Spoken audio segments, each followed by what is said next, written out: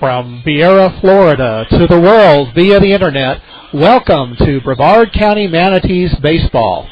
I'm Stephen Smith of SpaceCoastBaseball.com, and I'll be telling you about tonight's game from the first pitch until the final out. Well, the last time that the Manatees took the field was September of 2009 when they were playing the Tampa Yankees in the Florida State League playoffs, and unfortunately, the Manatees lost that series 2-0. The Yankees then went on to defeat the Charlotte Stone Crabs, 3-2, and the Tampa Yankees won the Florida State League pennant, just as their parent club, the New York Yankees, went on to win the 2009 World Series. But 2010 is a different year, and the way that the Circle of Life works in minor league baseball is that many of last year's players moved up to AA or sometimes even AAA. Some players are back from last year. A few players have moved on to other organizations, and a few, unfortunately, are out of baseball. So the team that we had here last year, some of the players are back, and some of the players that you're going to see here are from lower levels from last year, and we'll be telling you about them as the game goes on tonight. Starting for the Manatees tonight will be a returning player, Michael Fires, who was a reliever last year in the closing games of the season and also in the playoffs. He gets to start tonight, and starting for the Daytona Cubs will be Rafael Dolis. I'll be giving you the starting lineups in just a moment. If you want to keep score, go ahead and get a pencil and a piece of paper, and I'll be giving you the lineups in just a moment. On the field, the Daytona Cubs have just been introduced, this being opening night here at Space Coast Stadium. Now the Manatees are being introduced. The new manager, Bob Missick, M-I-S-C-I-K, has taken the field, followed by hitting coach Dwayne Hosey, and the rest of the players are now being introduced.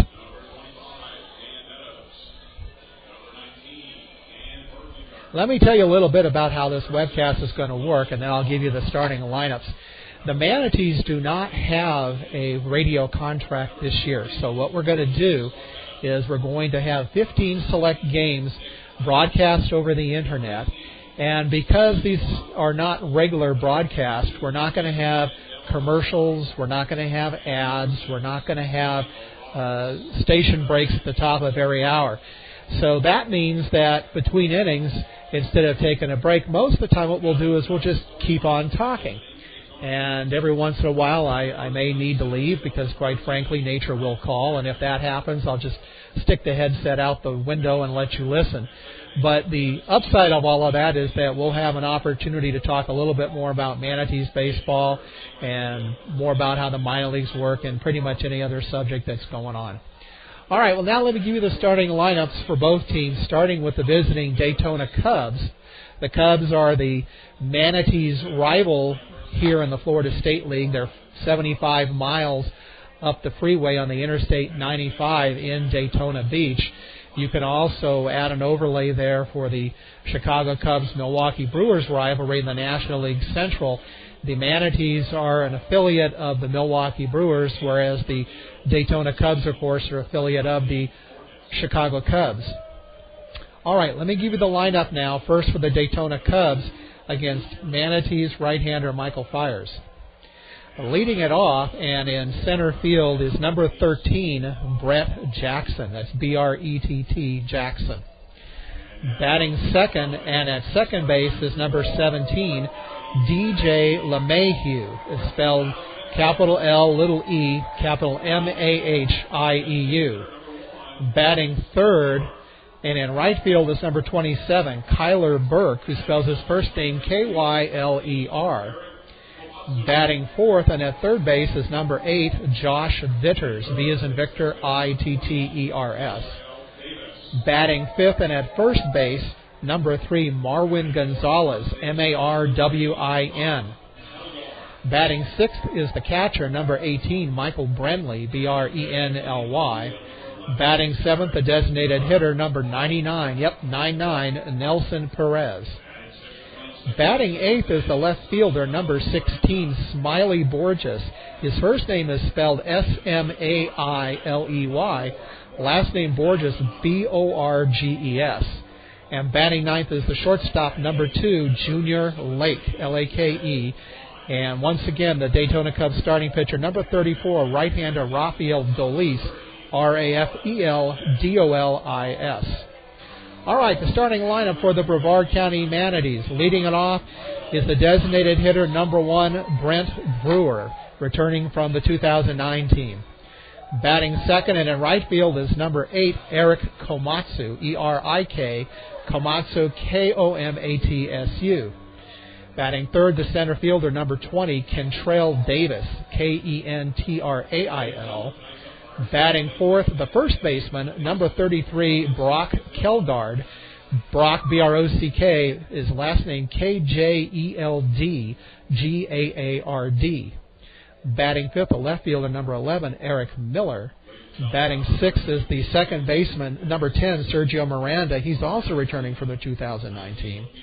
Batting seventh is the catcher, number 24, Malton Maldonado, returning from last year's team. Batting eighth, the third baseman, number 3, Matthew Klein. And batting ninth, the shortstop, number 30, Juan Sanchez. And now we'll pause for the national anthem.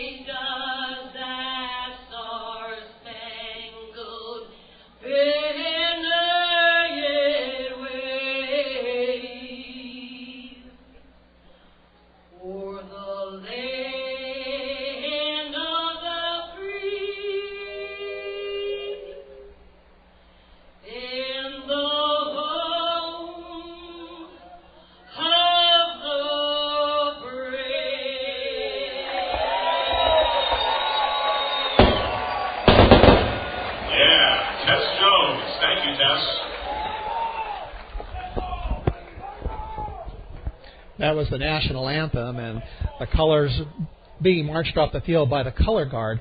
Once again, concluding with the Manatees lineup, batting ninth, the shortstop, number 30, Juan Sanchez, who is also returning from last year, and the pitcher, number 29, right-hander Michael Fires, Evans and Frank, I-E-R-S. If you happen to be local here in Brevard County listening to the game, Space Coast Stadium, conveniently located in central Brevard County. We're at the Washington Nationals Spring Training and Minor League Complex. If you're anywhere in Brevard County, I think you can get here within a half hour. Easiest way to get here is to get on the Interstate 95, the I-95, and take it to exit 195 in Viera. And when you get off at exit 195, you turn south. It'll say that it's Fisk Boulevard, but at that point it turns into Stadium Parkway. And you go 3 miles south from there and you'll see the stadium. Normally, tickets are $7 each, and we have general admission here. So except for seats that have a sticker on them indicating that they belong to a season ticket holder, you can sit anywhere in this stadium that you want. And tonight we have a special deal because it is opening night. If you are a Brevard County resident with proof of ID, you get into this game for free. You can't beat that. Up to 5 people in a group can get in for free with Brevard County ID. Now, this being the spring training home of the Washington Nationals, we have a capacity here of about 8,000, and I'd say right now we're probably somewhere around maybe 4,000 to 5,000 here, but we still have plenty of room for you. So if you want to come down and watch Florida State League baseball, watch the Daytona Cubs, Chicago Cubs affiliate, and the Brevard County Manatees, Milwaukee Brewers affiliate, go at it on opening night, you still have plenty of time to get here. The Daytona roster in particular has several of the Chicago Cubs' top prospects. In fact, the first 4 in the lineup are all on the Baseball America top prospects list for the Chicago Cubs. If you're not familiar with Baseball America is to the baseball industry what Variety is to the entertainment industry. They've been around for almost 30 years, and they're generally considered to be the industry experts, and they publish an annual book on the top prospects. They have a magazine they issue every other week. They also have an excellent resource website, www.baseballamerica.com, so you may want to check that out.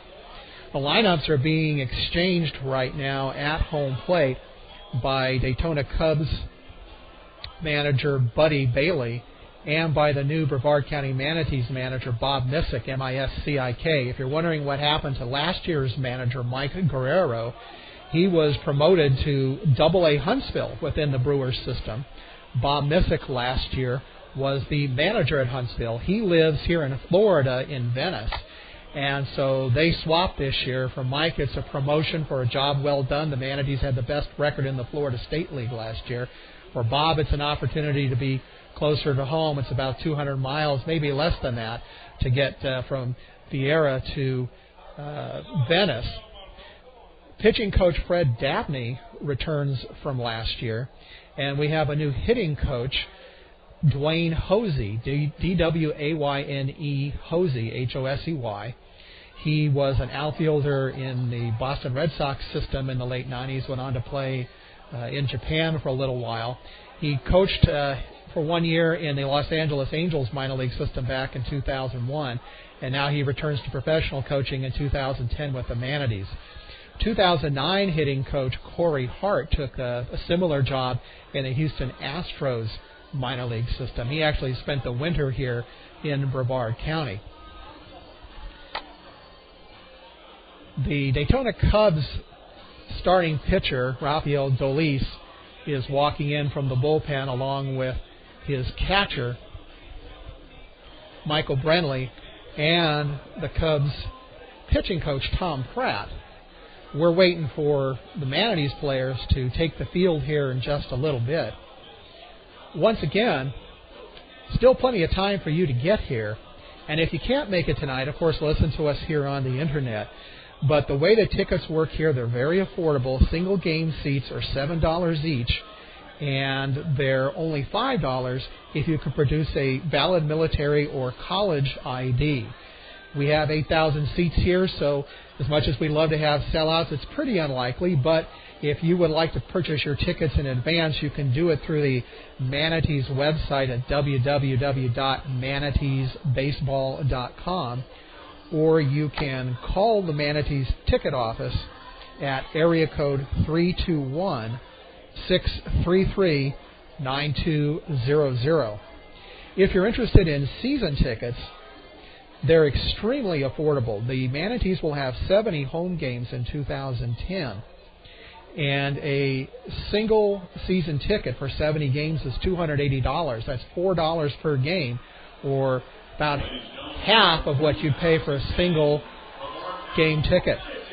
The Manatees take the field for the first time in 2010 wearing their white uniforms with Manatees and a red script, really more of a block from lower right on the chest to upper left, wearing the Navy Manatees cap that has a BC in red and a silver manatee behind it. The Manatees defensively, Brock Kelgard is at first base, Sergio Miranda is at second, Juan Sanchez is at short, and Matthew Klein is at third. Matthew Klein took a year off from baseball last year, hasn't played since 2008. So Matthew Klein in the lineup for the first time in a year. In the outfield, Eric Miller is in left. Kentrell Davis making his professional debut tonight in center field. And in right field is Eric Komatsu. Martin Maldonado behind the plate, arguably the best defensive catcher in the Florida State League in 2009. And on the mound is Michael Fires, who's getting ready for his last warm-up pitch. Comes set, throws down to Maldonado, who goes down to Miranda at second, and we're getting ready to play. In the top of the first, for the Daytona Cubs, it'll be center fielder Brett Jackson, followed by second baseman DJ LeMahieu and right fielder Kyler Burke.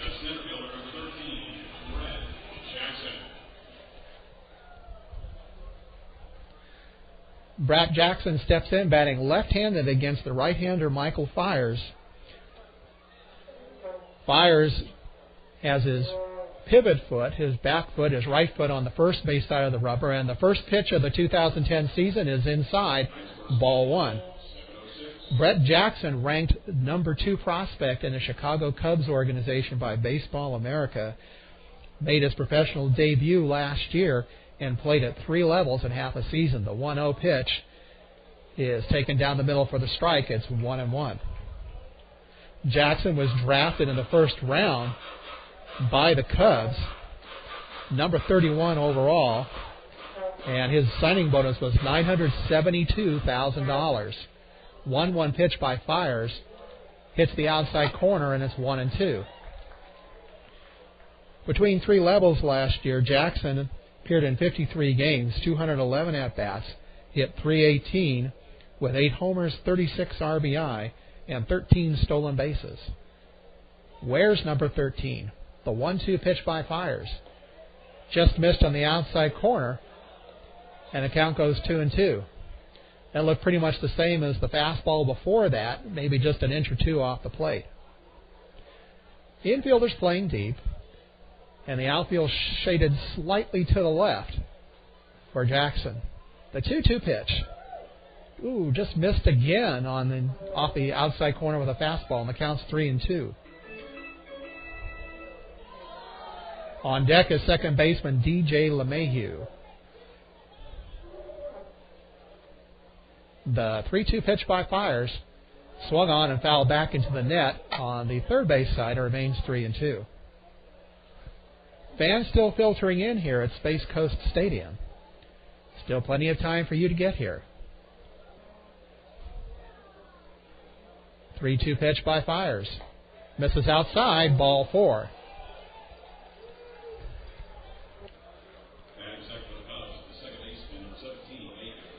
So Brett Jackson takes a leadoff walk, and that'll bring up second baseman DJ LeMahieu. LeMahieu spells his last name L-E-M-A-H-I-E-U. Kelgard holding on Jackson at first, and the first pitch by Fires, fastball misses away, ball 1. LeMahieu last year, he had .323 between 2 levels, no homers, 34 RBI. Bats right-handed. There goes Jackson. Pitch is taken inside. The throw down by Maldonado. Air ball into center field. It's bobbled by Kentrell Davis, but Jackson holds at second base, and it'll be the stolen base for Brett Jackson. Now, I want to point out that we're a little bit limited here in that the scoreboard here at Space Coast Stadium is rather rudimentary. They can't tell us anything other than whether it was an error or not, and the press box here does not have a PA to give us a ruling. So if there's a ruling like a pass ball versus a wild pitch, you're just going to have to go by what I say and then check the official record afterwards. Next pitch is a fastball, misses outside, and the count goes 3-0. On deck is right fielder Kyler Burke. Fires working from the stretch, looks back at Jackson at second. And the 3-0 pitch hits the inside corner, and it's 3-1. Center fielder Kentrell Davis shaded just a bit the opposite way, slightly into right center field. Fires looks back at Jackson, and the 3-1 pitch is taken inside, ball 4. So Fires has walked the first 2 batters that he's seen, and that'll bring up right fielder Kyler Burke. Kyler was the 2009 Organizational Player of the Year for the Chicago Cubs. He's ranked number 11 overall by Baseball America. Last year at Low A Peoria, he hit .303, 15 homers, 89 RBI. Fire's still working from the stretch, and the first pitch is on the inside corner, and the count's 0-1. Burke bats left-handed. Third baseman Klein playing just about even with the bag at third. Burke not likely to be bunting in this situation. The 0-1 pitch hits the outside corner, and the count goes 0-2. On deck, third baseman Josh Vitters. Could not take advantage. He left 13 men on base, too. Because the Marlins were able to pull out that victory last night, Mr. Coughlin was the brunt of a lot of criticism and attack in a nice way from his teammates today for that hand grenade he threw into home. He's incoming. Well, he made two rather poor throws. The first one was just poor. The second one was comically poor. Well, to give him cut him a little slack, he is a third baseman by trade. And it's a little longer throw from third base, from left field than from third to first. 1-1 to Coughlin. And Nice throws a cutter against the lefty, which is something I don't think we've seen before. Good call, Gary. That is right away, going right to that little cutter of his to try to get some movement on that fastball. This fastball tends to be straight, coming out of the hand. You almost saw it like a football. It gets that little cut about 3-4 inches, and you saw Coughlin out in front of it. Little tapper right back to Nice. Handles it cleanly, and Tatis has to stretch to get it for the first out of the night. Marlin lineup that is stacked with right-hand hitters. Coughlin, the only lefty in the lineup. Is Robertson a left-hand hitter? Well, we know? I believe that Robertson is a left-hand hitter. No, actually he's a right-hand hitter. There you go. The thing about the Marlins, though, is that we're stacked with those right-handed hitters, but left-handed pitching traditionally has given them problems. The big free-swinging ball club. There's Freddie Gonzalez. He had to go home and have a good couple buffering on after that performance by his. Hit hard past Tatis, and Cameron Maben has himself a base hit. He'll stop at first as Frank Core quickly to the ball. Last night, Maben ran on Frank Core and stretched a single into a double. And he's got himself a base hit his first time up tonight. Starting to swing the bat a little better. I mean, he was just eaten alive on opening day by Johan Santana. And that's nothing to be ashamed of. Swinging the bat better, going the other way. Tatis getting the start at first base for the first time, with the Marlins starting a lefty after Mike Jacobs started the first two games. So here's Hanley Ramirez, who's 4 for 9 to begin the year, including a home run last night. Maybe a stolen base threat. 81 stolen bases in his minor league career, which is over 3 seasons, 3.5. That cutter for Nice has become his prime pitch against right-hand hitters. But he'll tell you his curveball is still number 1 for him. But even if you're a curveball pitcher the way Nice is, do you want to establish your fastball early against a lineup that you haven't faced before? Oh, yeah, absolutely. I don't care what kind of pitcher you are. Whether you're Jamie Moyer, if you come out in the beginning and aren't able to establish your fastball on the inside and outside part of the plate, it's going to be very difficult to get away with any kind of breaking pitch that you don't throw perfectly. Maben at first with 1 out. Well, last year, Nice used his curveball less than he did when he first came up in 08. Small samples. But in the 3 starts that he made in 08, he threw his curveball 1 out of every 4 pitches. In the 5 starts he made last year, he threw it 1 out of every 6 pitches. Well, his only problem with that curveball is that when you're in the minor leagues, as soon as they see that thing spinning, they can't wait to swing. In the major leagues, you have to prove to the hitters you can throw it for a strike. And it's such a big curveball that sometimes he has a problem throwing it for a strike. And now he's ahead on Hanley Ramirez 1-2, so let's see if he breaks it out here with 1 on and 1 out. And he comes inside with the fastball, and it's 2-2, 92 miles an hour. That's about where Nice will top out. Ramirez, last year's National League batting champion, 342 last year. 24 home runs. One of the true stars of the National League. Staying with the fastball in on Ramirez. And he just missed with it, 3-2. Well, they'll put Maben in motion here. It's interesting with Neese trying to adopt the plan that Santana had in the first game, and that is rushing Ramirez inside with fastball. Rod Barajas catching his third straight game. And that cutter fouled off at the plate with Maben in motion. Well, Jonathan Neese does not have a particularly great move to first base. He is very quick, though, to home plate. That's some of the ways that he's able to negate the running game. But Cameron Maben had a huge jump at first base, slowing on first move from Jonathan.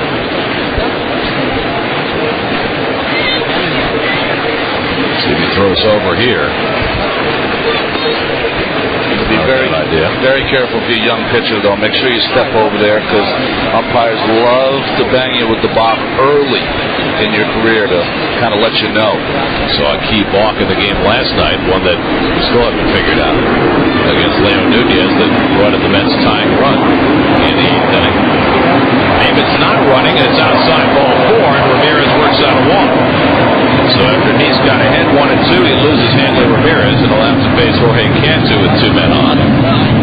Here's your umpiring crew for tonight. Jeff Nelson calling the balls and strikes. James Hoy, Wally Bell, the crew chief, and then Laz Diaz, who had the... So after a shaky start in which Fiers walked the first 2 batters, he's 1 pitch away from getting out of the inning.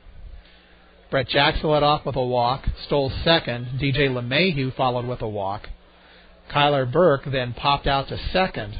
Josh Vitter struck out, and now Marwin Gonzalez is down 0-2. The 0-2 pitch swung on, and it's fouled back along the third base side over the luxury boxes and goes out onto the external concourse of Space Coast Stadium. Weather's looking pretty good outside. Florida weather can be very fickle, especially for those of you who are listening on the internet around the world. At game time with 77 degrees, wind from the southeast at 13 miles an hour. Fastball misses outside, and the count goes to 1-2. Once we get into the middle of the summer, weather here is rather combustible, and the weather forecast can be unpredictable. We do have some clouds here and there. Big rainbow curveball misses high and away, and the count's 2-2. Some rain is in the forecast for tomorrow, but it shouldn't affect the game tonight. And I should know better, because I said that last year. We had a game where there was 0% forecast of rain, and we had an hour rain delay. 2-2 pitch by Fiers, swung on and a missed at a changeup. Second strikeout for Fiers in the inning. He retires Marwin Gonzalez, and the Daytona Cubs are gone in the top of the first. No runs, no hits, 2 walks, no errors, and 2 left. We go to the bottom of the first. Daytona Cubs fail to score, and the Brevard County Manatees coming to bat. Well, as I said earlier, this is not a traditional radio broadcast, so we don't have any commercials or ads to play, so you and I can continue to talk between innings. Let me tell you a little bit about Space Coast Stadium. As you might suspect from the name, Space Coast Stadium, not that far away from Kennedy Space Center and Cape Canaveral Air Force Station. The nickname for Brevard County is the Space Coast, hence the name Space Coast Stadium. We're located pretty much in the center of Brevard County, which is roughly about 40-45 miles east of downtown Orlando in the middle of the state. Space Coast Stadium opened in 1994. It was originally the spring training home of the Florida Marlins, and that same year was when the Brevard County Manatees debuted in the Florida State League. The Manatees remained a Marlins affiliate until 2003, when the Marlins left here for a new complex in Jupiter to the south of us. The Montreal Expos came in, and the Manatees became an Expos affiliate in 2003 through 2005. And then if you remember, the owner of the Marlins and the owner of the Marlins, let me get my history here. It was actually the owner of the Expos took over the ownership of the Marlins, and Major League Baseball took over the Expos. So in that complicated transfer, the Expos franchise moved to Washington. And what happened at that point was that the Nationals decided to move their advanced Class A affiliation to Potomac, which is close to D.C., and that left the affiliation here for the Milwaukee Brewers to come in, starting with 2005, I believe. But it's still the Washington Nationals Spring Training Complex. So if you come in here, you see Nationals logos all over the place. But the Manatees are a Milwaukee Brewers affiliate. First pitch for Rafael Dolis misses away to Brent Brewer, and the count's 1-0. Brewer is returning to Brevard from 2009. Next pitch is a fastball that goes to the backstop, and the count's 2-0.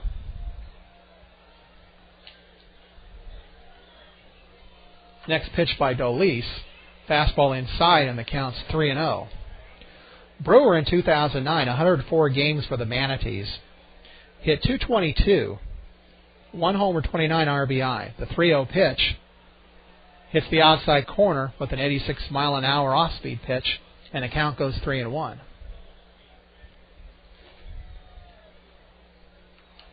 Dolis' 3-1 pitch, the line drive right at the left fielder, Borges for the first out. So Brewer nailed it, but he hit it directly at Borges, and there's one away.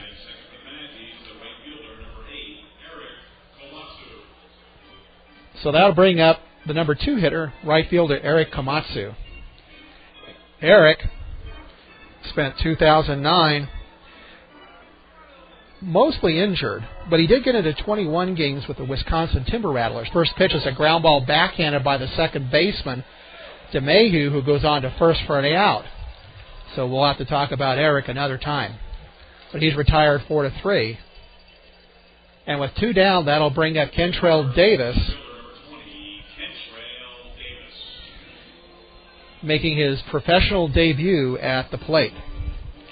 Davis, drafted in the supplemental phase of the first round last year by the Brewers. First pitch misses away, ball 1. He got a signing bonus of $1.2 million and was signed number 39 overall in the draft. 1-0 pitch is a line drive down the left field line, curving foul, and bounces up against just beyond the tarp along the left field line. Davis bats from the left side.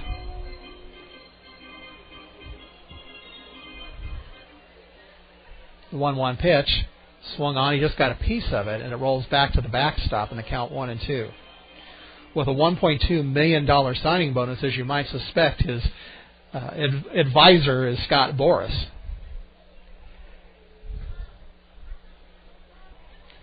Time called by Cubs catcher Michael Brenly, going through the signs again. 1-2 pitch to Davis is a big breaking ball. It's high, and the count 2-2. In April of last year, Baseball America said of Kentrell that he was the best draft-eligible power and speed combination in college baseball. This pitch misses, and the count goes full, 3-2. On deck is first baseman Brock Kelgard. 3-2 pitch by Dolis. Swung on, foul back just to the left of us, over by the luxury seats, and hits up on the top of the roof. Kentrell played for the University of Tennessee. As a freshman in 2008, he hit .330, becoming the first volunteer since 2002 to win the team's Triple Crown. His 13 home runs were more than what Todd Helton hit there as a freshman. And he followed that up by playing for USA Baseball. Swings and misses, and on an off-speed pitch, and Kentrell Davis strikes out in his professional debut. So the Manatees got an order in the bottom of the first, and after 1, no score between the Cubs and the Manatees. We were talking during the earlier break about Space Coast Stadium. Said that we're located in central Brevard County, and if you can get to the Interstate 95, which is the major north-south artery along the East Coast, we are right off the I-95. In fact, from the viewpoint up here in the press box, we look to the left, we can see the I-95 maybe about a mile or so away. The view from here in the stands is generally looking towards the south-southeast. And if you ever wondered why left-handers are called southpaws, well, you think about it. A stadium with a south view, south-southeast view, that arm of a pitcher is generally pointing towards the south. But not always. Some ballparks are laid out a little bit different, and this one is laid out more of a south-southeast. The dimensions here are symmetrical. It's 340 down the lines. They do not post the distance up the alleys, but this ballpark traditionally plays very deep, and I would have to guess it's probably around 380-ish up the alleys. 404 to dead center. Leading off the Cubs in the top of the second inning, the catcher, number 18, Michael Brenly. And we'll tell you more about the stadium in a little bit. Top of the second, no score. It'll be Michael Brenly leading off for the Daytona Cubs, followed by designated hitter Nelson Perez and left fielder Smiley Borges. Second inning of work for Michael Fiers, and the first pitch is a breaking ball in for a strike, and the count's 0-1.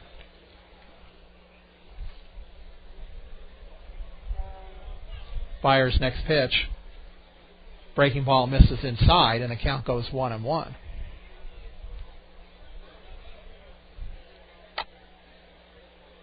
Fiers work a little bit more quickly than he did in the first inning, and the 1-1 pitch is swung on and fouled right back into the net, and the count's 1-2. Now, we were talking about a description of the stadium here. From the left field foul pole to almost to center field, it's a very conventional fence. It's about 8 feet high. 1-2 pitch, Martin Maldonado frames it, but the home plate umpire calls it a ball, and it's 2-2. When you get right to center field, there's a batter's eye backdrop. It's dark green. 2-2 pitch is a breaking ball up and in, and the count goes full 3-2. The batter's eye probably goes up maybe close to 30 feet, and there are some speakers embedded in there, but that batter's eye is in play. So any ball hit off that batter's eye, it's not a home run, it comes back. This pitch is swung on and is fouled into the stands on the first base side. Hits on the roof and doesn't bounce back. When you get to the right of the batter's eye, as you continue from center field to right field, this is where it can get interesting, because you actually have two fences out there. 3-2 pitch swung on and fouled right back into the net. Count remains 3-2. On deck is Nelson Perez. You have a fence that goes from center to the right field foul pole. It's a little bit higher than on the left side, maybe 10 feet. But behind that is a second fence that has a series of ads. 3-2 pitch is a changeup swung on, and Brenly just gets a piece of it to stay alive. Now, I was telling you about that second fence. It's raised up on pillars behind the fence that's in play, and it has a series of ads across it. If the ball hits the series of ads, it's a home run. And if you actually walk out there, you can see there is a gap between the lower fence and the higher fence. This ball is swung on, and Brenly fouls it off his foot, and the count remains 3-2. From time to time, you will see balls that will go through that gap and disappear, and they are a home run. There is a thin yellow line that runs across the top of the lower fence. And then, of course, you can have balls that bounce off the ads across the higher fence and come back into play. But they're not in play. They're home runs. This pitch is lined up the middle, and the center fielder Davis has to take it on a hop. He thought about diving for it, but at the last moment realized he just wasn't going to get it. And we have the first hit of the game. It's a single by catcher Michael Brenly. So that'll bring up the designated hitter, for the Daytona Cubs, number 99, Nelson Perez.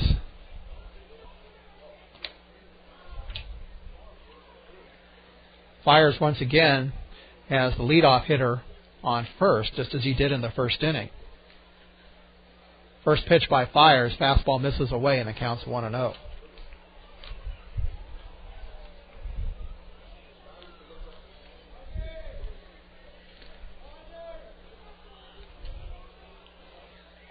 We've noticed that Fires definitely slows down his pace when he has runners on base. Working from this stretch, 1-0 pitch hits the inside corner with a fastball, and the count's 1-1. Nelson Perez in 2009 was with the Peoria Chiefs in the Midwest League, Low A, where he hit .251 in 120 games, 11 homers, 65 RBI. But he strikes out a lot, 130 Ks and 427 at-bats. This one he just gets a piece of, rolls it out to Fires, who looks at second, thinks about it, but then goes on to Kelgard at first for the out. So Perez is retired 1-3, and moving up to second base on the fielder's choice is Michael Brenly.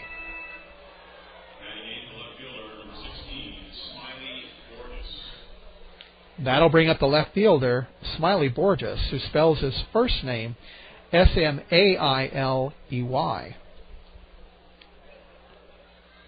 First pitch by Fires is a big rainbow curve, line drive hit right to Klein at third. He looks Brenly back to second, but no throw. So Borges is down 2 away, and that'll bring up the number 9 hitter, shortstop Junior Lake.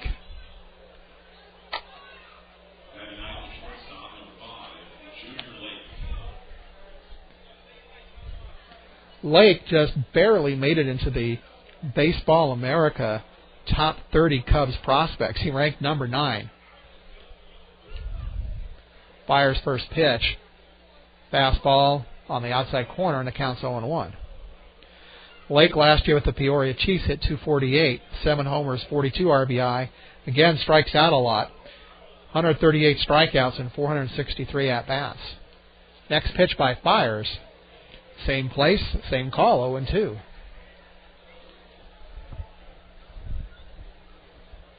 Brenly walks off a second. Sanchez and Miranda not trying to hold him on, but Fires looks back at him, and the 0-2 pitch is hit back into the net, and the count remains 0-2. Couple of dark clouds rolling by off in the distance.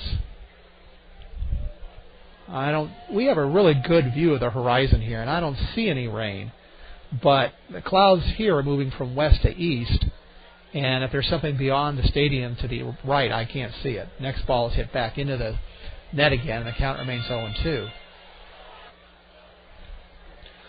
On deck, the top of the lineup is center fielder Brett Jackson. Top of the second, no score between the Cubs and the Manatees, opening night 2010. Lake batting from the right side. Fires come set. 0-2 pitch. A big rainbow curve. He hits it down the third baseline.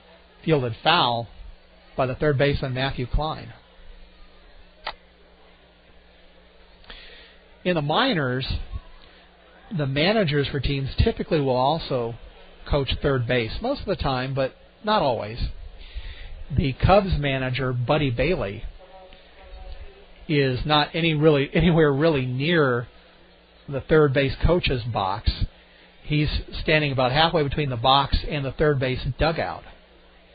0-2 pitch, swung on, and Lake just gets a piece of it, fouls it back where it's actually fielded on the bounce by the home plate umpire. So the count remains 0-2. The reason that Bailey is playing so far back out of the box, one reason that, of course, he's trying to avoid a line drive by Lake, who bats right-handed, but also he wants to get a good angle, so if he has to wave that runner, Brenly, around third trying to score, he's got the proper angle to see all the field. Next pitch, fastball, swung on and missed, strike 3. Michael Fires walks away with authority as he notches his third strikeout, all swinging in 2 innings. No runs, a hit, no errors, and 1 left to go back to the bottom of the second. It's the Cubs nothing and the Manatees nothing. While we have a couple of minutes here between the innings, I want to talk a little bit more about Space Coast Stadium. As we said, Brevard County, we are the home of Kennedy Space Center and Cape Canaveral Air Force Station.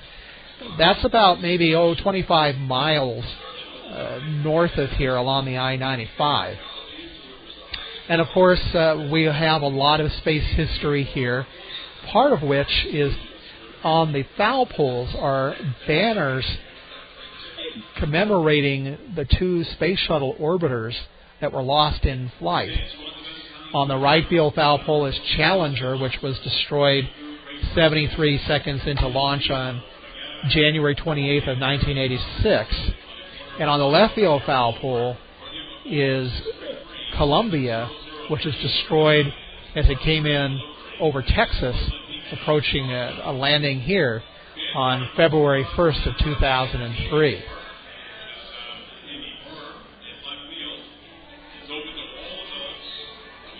A lot of the advertisers here at Space Coast Stadium have aerospace ties.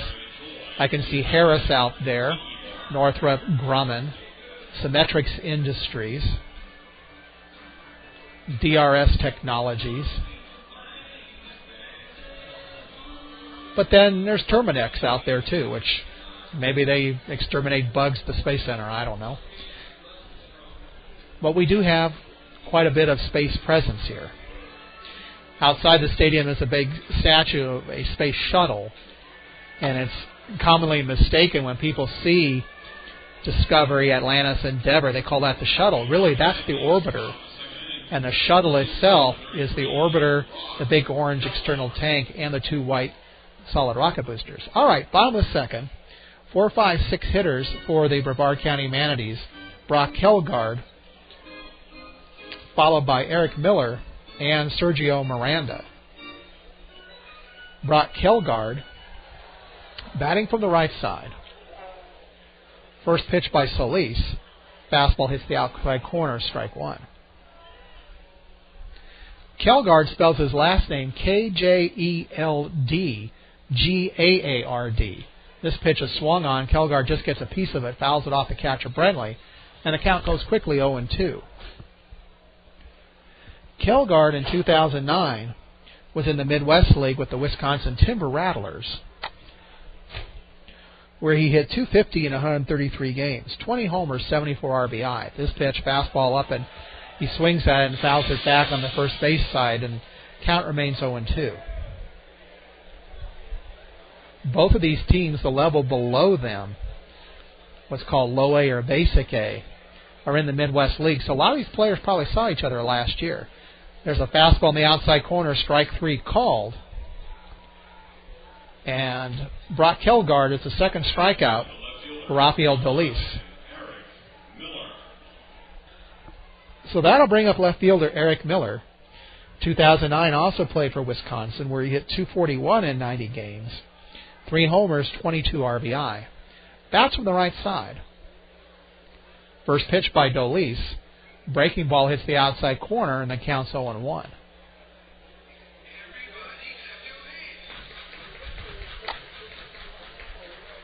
Next pitch by Dolis is a fastball swung on and it's fouled to the right, and it curls into the bleachers at the upper level of the right field stands.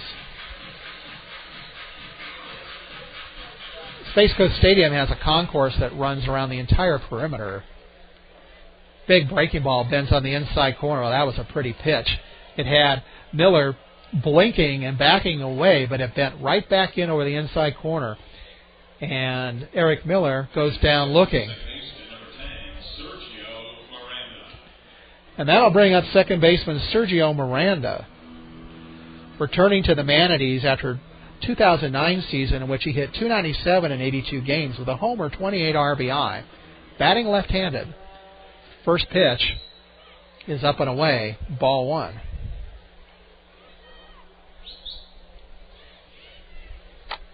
Next pitch by Dolis. It's a fastball inside. He swings on it, gets just a piece of it, and lines it back into the net. And the count goes 1-1. As I was saying, there's a concourse that runs from left field to right field, all the way around the horseshoe of the stands. below that, every seat is a box seat, a plastic seat.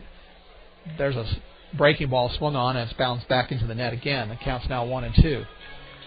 Above that, from behind home plate about 2/3 of the way down on both sides are box seats.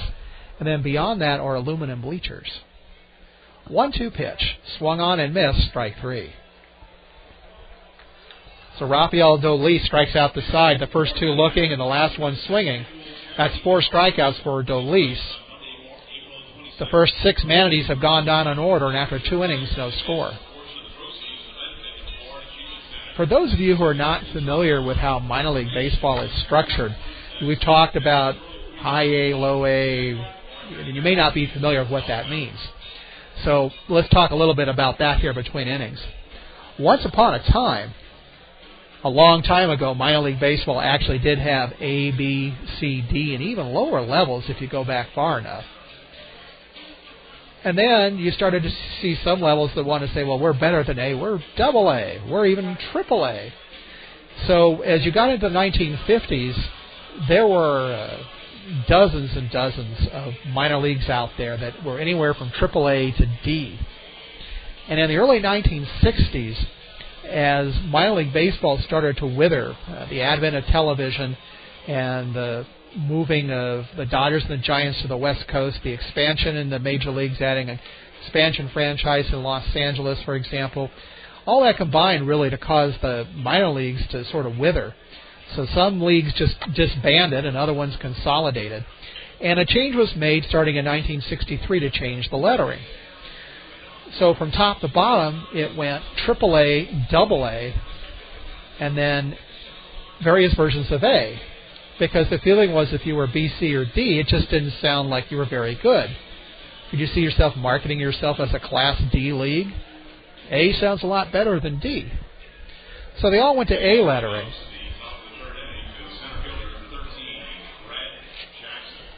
We're back at the top of the lineup here in the top of the third for the Daytona Cubs. It'll be Brett Jackson followed by DJ LeMahieu and Kyler Burke. Jackson walked to lead off the game, stole second, but was stranded. First pitch by Fires. Swung on, foul back into the net, 0-1. Today, there are 6 levels in organized minor league baseball. The full season leagues are AAA, and for the Brewers that would be the Nashville Sounds. The AA for the Brewers is the Huntsville Stars. Next pitch is a ground ball down to short. Gobbling it up is the shortstop, Juan Sanchez, going on to Kelgard at first for the first out. The second baseman, number 17, DJ LeMahieu. So that brings up second baseman DJ LeMahieu, who walked his first time up. As we said, you have AAA and AA, and then the next level is called High A or Advanced A, and that would be the Brevard County Manatees here in the Florida State League. There are 2 other High A leagues. First pitch is up and in, ball 1. The other one out in California, the California League, and the third one is the Carolina League. 1-0 pitch by Fires is up and in, and the count goes 2-0. And then below Advanced A, you have what's called sometimes Low A or Basic A or just A ball. And those comprise the 4 full season leagues. 2-0 pitch by Fires. Fastball misses way in. The count goes 3-0. And then there are the short season leagues, which begin in mid to late June. And the reason they're short season leagues, as Fires makes his 3-0 pitch, hits the inside corner with a fastball, count goes 3-1. Is that every June, first week of June, baseball has the annual amateur draft. So you really can't stock those leagues until after the draft. Next pitch misses low and away, ball 4, and LeMahieu walks for the second time. The right fielder, number 27, Kyler Burke. And that'll bring up the right fielder, Kyler Burke, who popped out to the second baseman, Sergio Miranda, to make the first out of the game. Again, Kyler Burke was the 2009 Organizational Player of the Year for the Chicago Cubs, batting left-handed. Big hole on the right side for him. First pitch by Fires, swung on, and he got under it. It's a fly ball to short right field. Eric Komatsu was under it and has it for the second out. So with 2 down, that'll bring up third baseman Josh Vitters, who struck out swinging in the first inning. We were talking about the short season leagues, and there's quite a few of those. In the Brewers system, they have one team that's in the what's called Rookie A. Some of the leagues are called Short A, some of them are called Rookie A. Pickoff throw to first, but LeMahieu's back, diving in on his chest. The difference between Short A and Rookie A, they're both half-season leagues, and it's really a matter of semantics. Some organizations have one team in Short A, one in Rookie A. First pitch is popped up. Curling away in foul territory on the first base side, Brock Kelgard has it for the final out.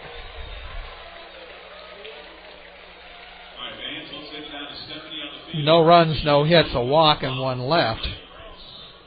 We go to the bottom of the third, and there's still no score. Finishing the thought about the structure of minor league baseball, we were talking about short versus rookie A.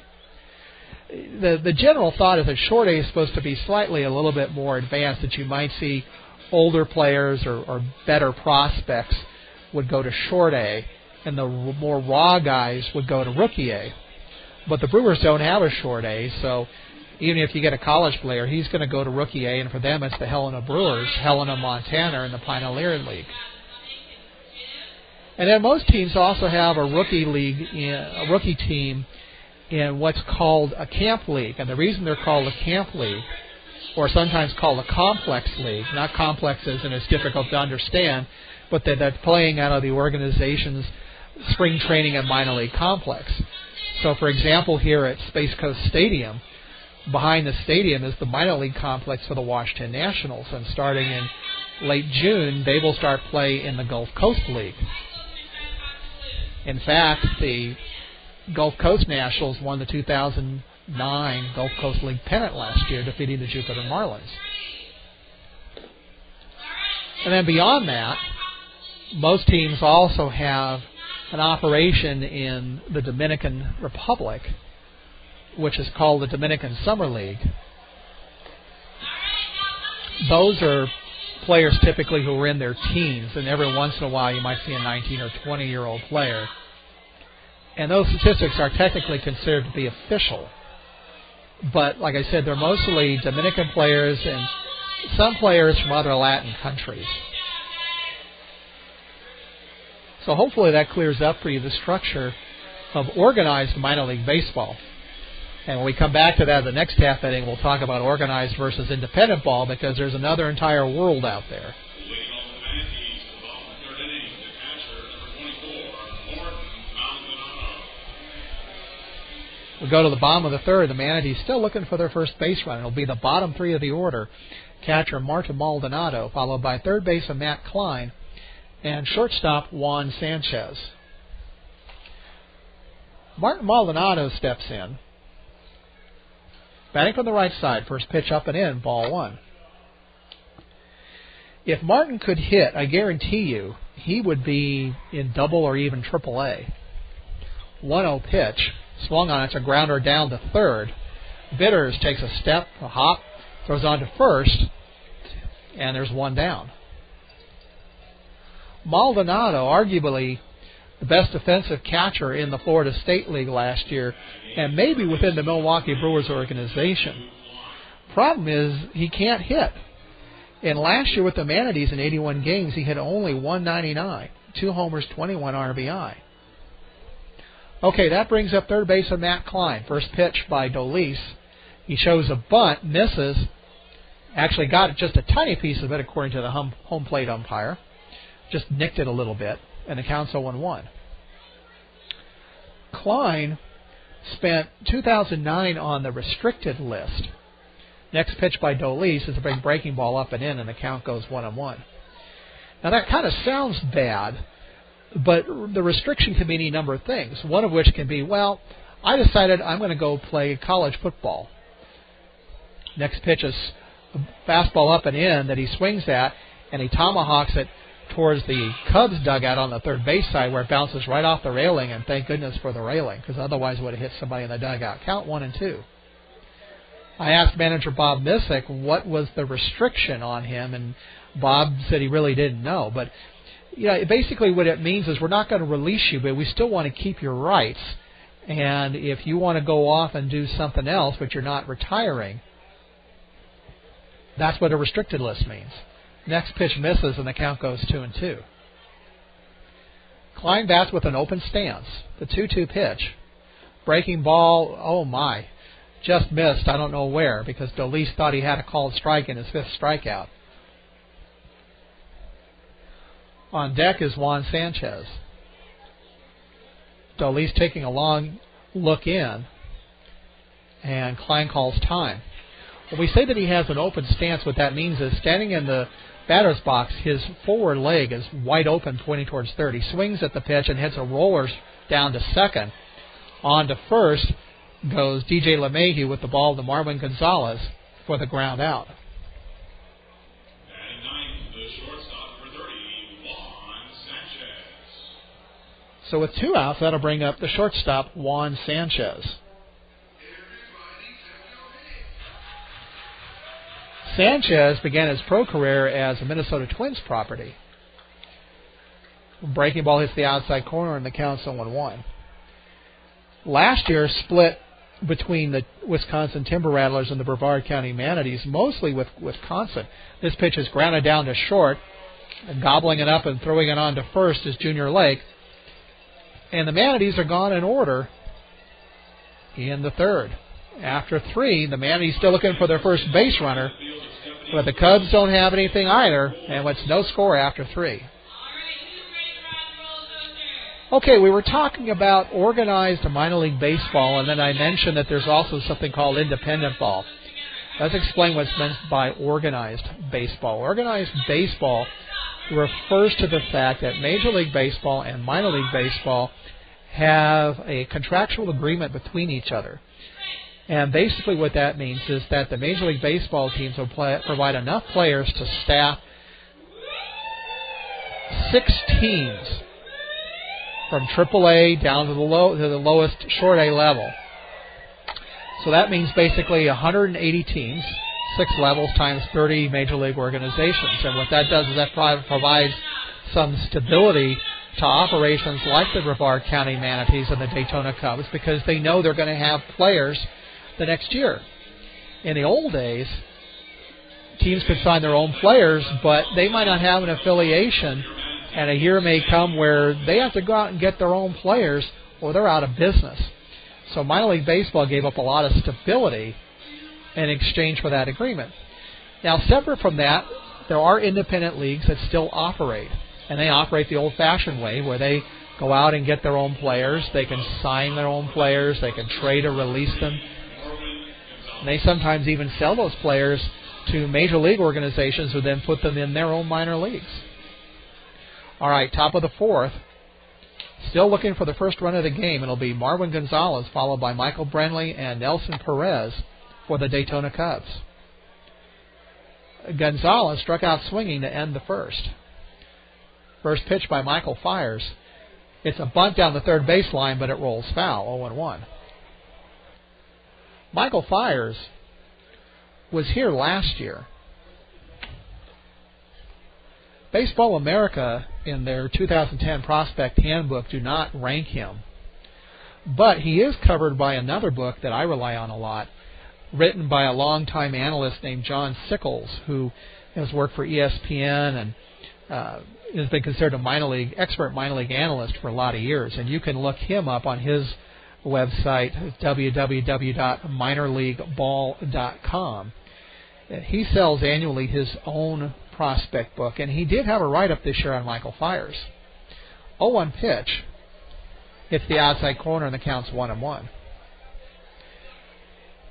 John wrote that Fires was a 22nd round pick last year out of Nova Southeastern University here in Florida.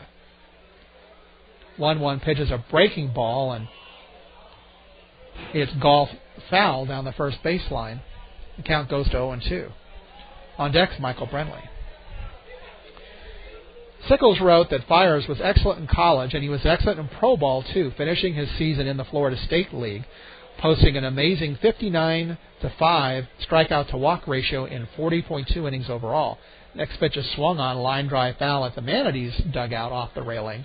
Count remains 0-2. Sickles said that Fires has a mediocre fastball, but his curveball and changeup are solid. He throws strikes with ease, has a great feel for pitching, and keeps the ball down. 0-2 pitch by Fires. Fastball taken, strike 3 called. That is the 4th strikeout for Michael Fires. And that'll bring up the catcher, Michael Brenly. Brenly singled to lead off the second, advanced to second base on a ground out, and was stranded. By the way, not to get away from Fires, but as you might suspect, Michael Brenly is the son of former Major League manager Bob Brenly, who is currently the head broadcaster for the Chicago Cubs. First pitch is swung on and grounded foul down the third baseline. Daytona manager Buddy Bailey picks up the ball and hands it to a fan in the stands, 0-1. Next pitch swung on, and fastball is fouled over on the first base side off of the aluminum overhang, and looks like it's going to stay there. Getting back to what John Sickles said about Michael Fires, he notes that Michael was 24 years old last year. Next pitch is swung on. It's a line drive to center field right at Kentrell Davis, who has his first professional putout. And there's 2 down. That'll bring up Nelson Perez. Designated hitter number 99, Nelson Perez. Perez grounded out back to Fires in the second. Anyway, Sickles pointed out that Fires was 24 last year, which is old for this level, and that scouts are going to be skeptical about him until he shows what he can do in Double-A. First pitch misses away, ball 1. He notes that Fires was a starter in college and says, quote, I wouldn't be afraid to try him in that role professionally. Next pitch by Fires, swung on a changeup and missed, and it counts 1-1. He notes that in the bullpen, Fires would be more likely to move quickly up the ladder. Next pitch by Fires, swung on and missed at an 88-mile-an-hour fastball, and it counts 1-2.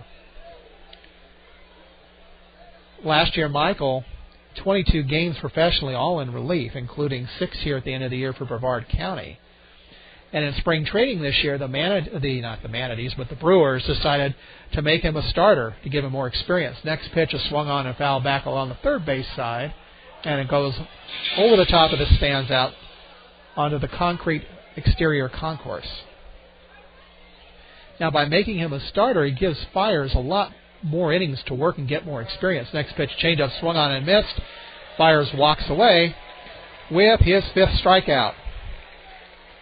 Well, we have a pitching duel here on opening night as the Daytona Cubs go down 1-2-3. We go to the bottom of the 4th. It's the Cubs nothing and the Manatees nothing.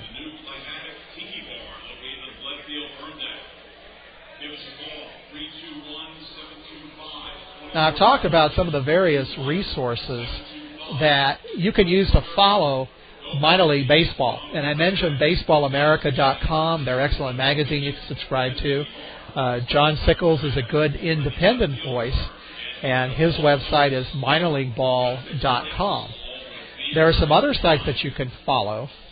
If you want to follow the minor leagues overall, the official minor league baseball website, well, there's 2 ways to get to it. You could do www.minorleaguebaseball.com, which is an awful lot to type. There is a short version, which is just www.milb.com. And frankly, that's what I type. Individual teams, of course, also have their own websites, the Manatees and manateesbaseball.com. And the Cubs are at DaytonaCubs.com. My website, SpaceCoastBaseball.com, was started last year when I moved here from California during the summer, and it covers both professional and adult amateur baseball here in Brevard County. when I'm not doing these broadcasts, and we'll only have 15 home games this year, but when I'm not doing that, I will be out here from time to time doing still photos, video highlights. If you go to spacecoastbaseball.com right now, you'll see over in the left-hand column it says videos, and you'll see links to various videos I've been shooting in recent months. If you want to go into the video gallery up on the main menu, click on multimedia and then select videos, you'll see some of the videos I shot of last year's Brevard County Manatees.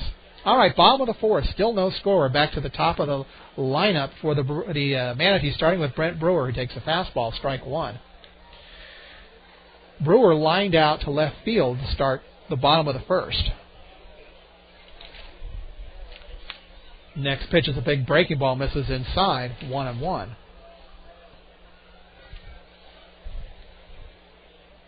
Next pitch by Dolis. No, that's a slider. Missed away, and he swung and missed, and the count goes 1-2. Manatees still looking for their first base runner. Next pitch is a big breaking ball, and Brewer just gets a piece of it, and it rolls foul over to the third base dugout, and the count remains 1-2.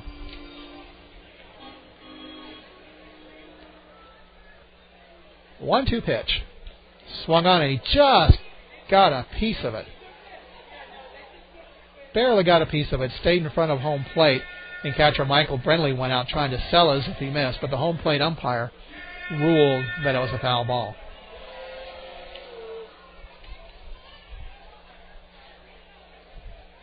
And this pitch, a breaking ball, swung on and missed, strike three. Let's see, that's 1, 2, 3, 4, fifth strikeout for Dolis. So that'll bring up right fielder Eric Komatsu, who grounded out to second his first time up. That's 10 in a row retired by Dolis. First pitch by the right-hander, misses away, ball one. Baseball America ranked Dolis as the Cubs' number 13 prospect this year. Next pitch swung on and missed, and the count goes 1-1. Here's what Jim Callis, who's the executive editor of Baseball America, wrote about Rafael Dolis. 1-1 pitch, swung on, and it's grounded up the first baseline, right to Gonzalez, who'll take it to the bag himself for the second out. So two down, and that'll bring up center fielder Kentrell Davis, who struck out swinging to end the bottom of the first. Here's what Jim Callis of Baseball America had to say about Rafael Dolis.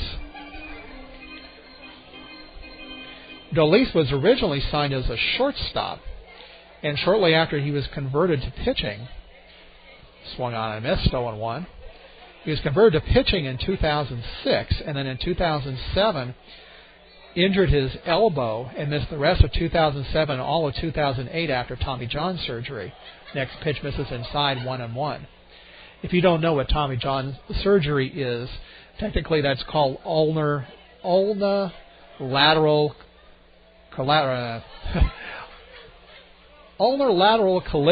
ligament surgery. Tommy John's easier.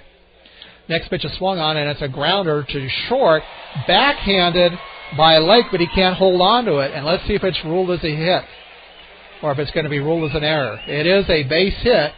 There goes the perfect game for Rafael Dolis. It was to Lake's right. He tried to backhand it. It went off his glove. I think, that could have gone either way, quite frankly. But the Manatees have their first base runner, and that'll bring up Brock Kelgard, who struck out looking to begin the second inning.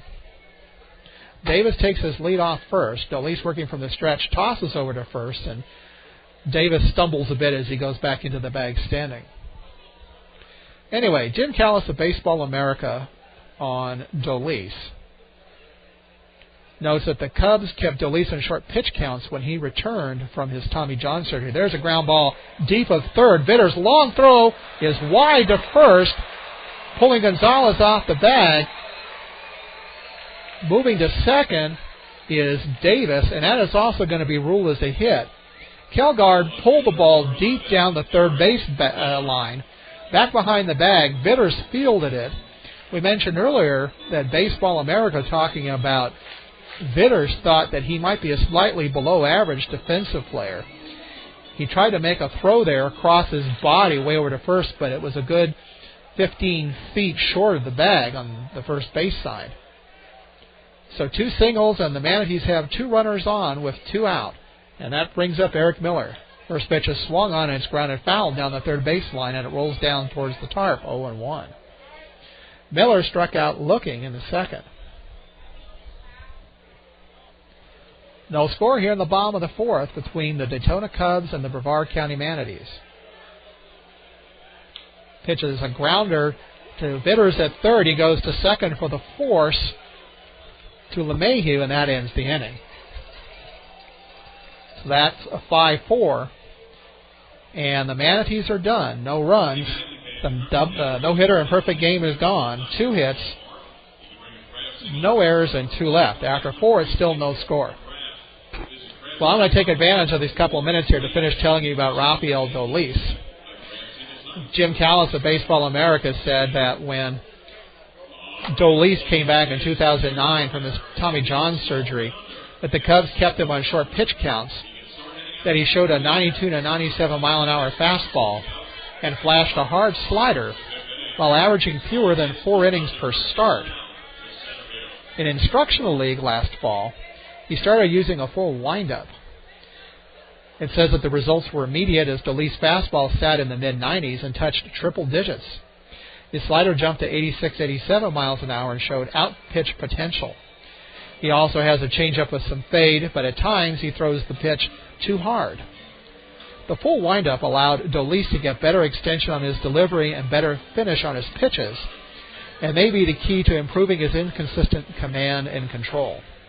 If Dolis can throw more quality strikes, he has the stuff to be a frontline starter. If not, he could be a late-inning weapon out of the bullpen. Now, Callis predicted that Dolis would go to Double-A to start 2010, but he didn't. He's here with the Daytona Cubs, which is where he was in 2009, where, like we said, he was on a very short pitch count, so he didn't work the 5 innings necessary to get a win very often, which is why he had a 3-9 record with a 3.79 ERA. All right, top of the 5th. Still no score here between the Cubs and the Manatees. It'll be Smiley Borges, followed by Junior Lake and Brett Jackson, top of the lineup for the Daytona Cubs. Michael Fires has allowed only 1 hit through the first 4 innings. And his first pitch is swung on and missed, 0-1.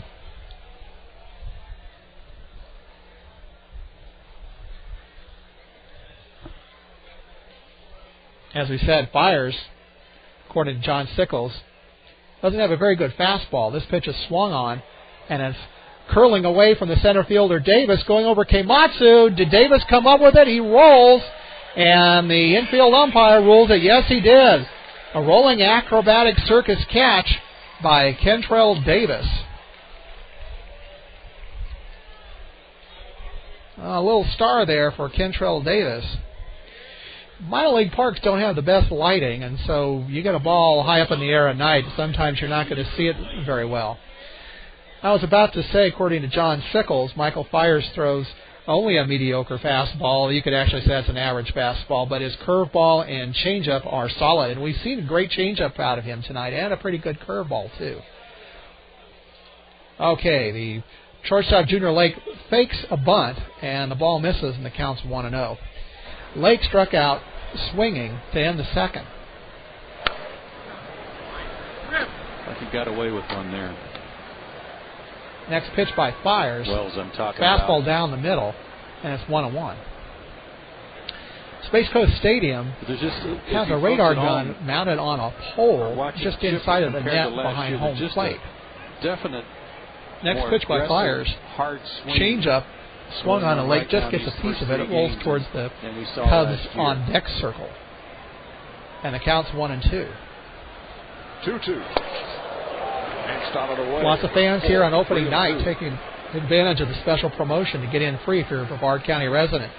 Changeup swung on and missed. And you know, boy, that was a Bugs Bunny really changeup. swings a heavy bat. 1, 2, 3 strikes, you are out. Right, And you got certainly. And Lake goes down swinging for the second time, back to the top of the lineup. To my knowledge, I don't think he ever. And Brett Jackson, regardless if the wrist jam or finger jam, that's why the ball Jackson walked does what it does to lead off the game. He's got a lot of the barrel of the bat, and then grounded out to short his second time up in the third. Most guys can't swing that bat. It's one of the heaviest bats in the first pitch by Fires. Misses down and in. In the National League for sure. At least 34 ounces. And as we said, Jackson ranked the number 2 prospect in the Cubs organization by Baseball America. Swing a heavy bat and don't put it down. Next pitch by Fires. How to use it. Swung on and it's fouled down the third baseline, curls over the Cubs dugout into the first row, where an adult fan comes up with it and actually gave it to a young girl. That was nice of him. Runners at first and second with 1 out. Jackson batting left-handed. Pops would talk it. He would love. Next pitch by Fires. Breaking ball up and away, and it counts 2-1. And the Chippers credit. A lot of top prospects in the lineup for Daytona. Absolutely. Not for the Manatees, but they played him even so far. Hitter by Wells in 16 innings. 2-1 pitch. Swung on and missed on the changeup, and the count goes 2-2. No runs, 1 hit, no errors for the Cubs. No runs, 2 hits, no errors for the Manatees. Michael Fires 1 strike away. He struck out in the first. From recording his, well, let's see here. 1, 2, 3, 4, 5, 6, and there's number 7. His 7th strikeout in 5 innings. As Jackson goes down looking. 1, 2, 3. Go down the Cubs, the top of the 5th to the bottom of the 5th. We have no score.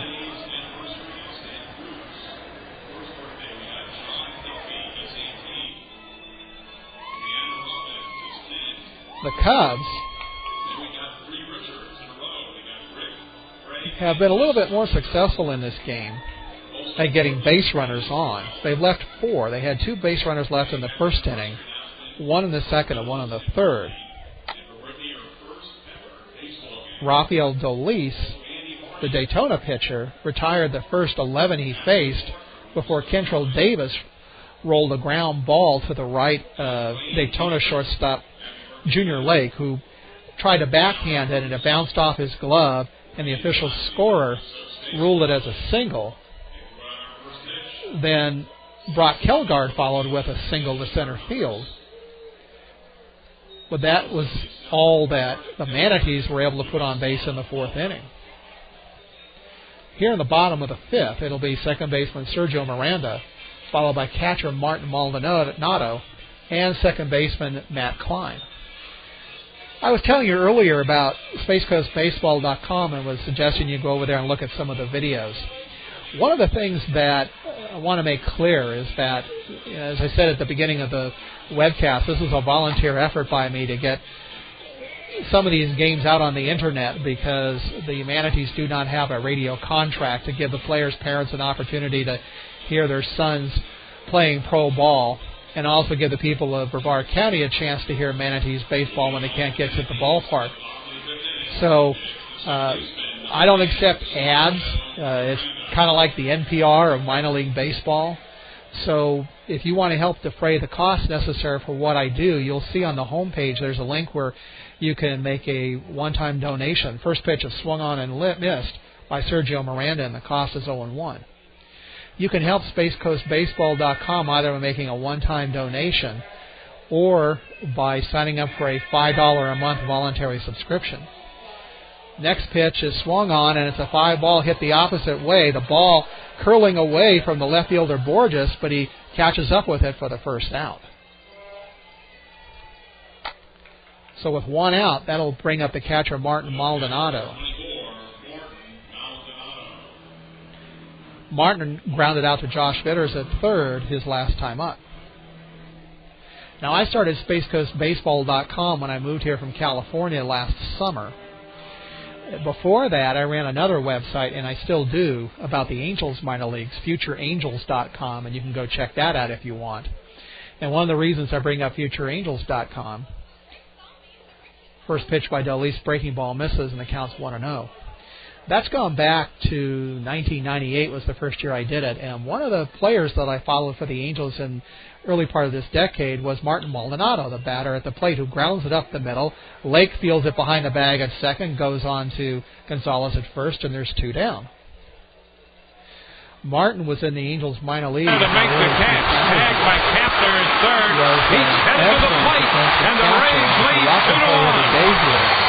Kapler scores on the sacrifice fly. The Rays come right back with 2 at the bottom of the third. Defensive catchers in the Major Leagues in 1980. He takes the Angels catchers into the game. Take a look. Dave Kapler has enough speed. The ball wasn't hit that deep. Ball kind of airmail all the way to the plate. After 5, no score. Luke Scott out there and left. So anyway, you get catchers in the Angels organization. They are held to a much higher standard than catchers you might see in other organizations. 2 runs in, and here he's been so even when they leave the Angels organization and maybe go elsewhere, they take those potential hits a fly ball into. So when I moved here last summer, and I called a couple of games for the Manatees at the end of the year in the playoffs, and I had a chance to watch Martin catching, I was thinking, boy, this is like watching one of the catchers trained in the Angels minor league system, and that's because he was. Has a gun for an arm. He's excellent at blocking pitches behind home plate. Calls the game well. He'll definitely take charge and go out and calm down a rattled pitcher. But it's just a shame that he can't hit. But, you know, guys like that, they will get themselves a nice long career in professional baseball because organizations need to have a good solid catcher that can take care of a young pitcher.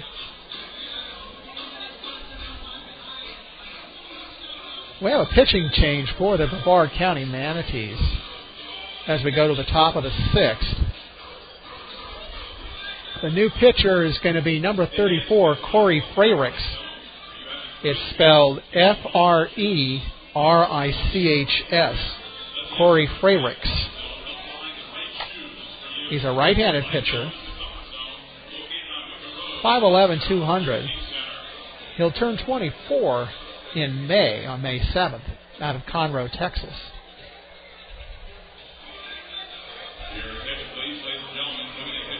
Anyway, if you go see FutureAngels.com, and let me finish that because I don't want to turn this into an Angels Love Fest. That's for another time. But, you know, if you go to FutureAngels.com, you'll see the same model that I'm using for SpaceCoastBaseball.com, except the Angels, Future Angels is covering one organization, whereas Space Coast is covering a particular region. And so I cover not only the Manatees, but also the Nationals minor league complex, the 2 local colleges, Brevard Community College and Florida Tech. And also there's a new adult amateur league here in Brevard County, the Brevard County Adult Baseball Association. And if you go to SpaceCoastBaseball.com, up on the menu bar, you'll see it says amateur. You click on that, and you can get to the BCABA website. We have a bit of a delay here on the field. They have a promotion that they do here at Space Coast season after the 5th inning, where they let people line up behind the center field fence. They work their way down behind, I think they go down on the berm behind left field to a gate that's in the door right behind where it says 404 to the left of the batter side. They open the gate, and to the music of Who Lets the Dogs Out, they get to race across the field. And on most nights, when the attendance is a couple of thousand, they direct them to a gate just beyond the visitors' dugout on the third base side. But tonight, with such a large crowd, they split them up in 2. So some are going to the gate past the third base dugout, some are going to the gate past the first base dugout. And we're having a problem getting these people off the field. And I've also noticed that from time to time, it's mostly kids, but you also get some adults running out there. Well, not really running so much as, well, maybe waddling or even staggering at times. I saw one guy out there last year had a beer in each hand, and he was definitely the last one off the field, and I think it was even money whether he was going to make it standing or have to be carried off, but that happens, and it does tend to slow down the game after the 5th inning. On the bright side, though, it gives us more time to chat. As we said, Corey Freyricks is now on the mound for the Manatees, and he's just throwing warm-up pitches as we get the last stragglers off the field. Corey missed most of 2009. I believe it was with an injury, but I don't seem to have anything here in my book on Corey, so I apologize to his family if you're listening out there. I thought I had something on Corey here in my book. It was a scramble to pull everything together at the last minute because we didn't get the rosters until yesterday. And so I was out on the internet trying to scramble up whatever I could find on Corey. But I don't see anything here anyway. His numbers only in 9 games last year in 2009, which would suggest to me he was probably injured for most of the year. 1 game on rehab with the Brewers in their summer league. And then 8 games with Wisconsin in the Midwest League. It's only 6 1/3 innings. Struck out 5, walked 9, and gave up 8 hits. All right, top of the 6th, no score. It'll be DJ LeMahieu, followed by Kyler Burke and Josh Bitters. First pitch by Freyricks. Fastball inside and miss, and it counts 1-0. Radar gun says 88, and I mentioned earlier the radar is on a pole just inside the net behind home plate. And I know in my experience from working minor league baseball, some radar guns are more effective than others. This one is grounded the opposite way past Kelgard, foul down the first baseline. And a general rule of thumb with these radar guns is that the further away they are from home plate, that generally the velocity goes down just a smidgen.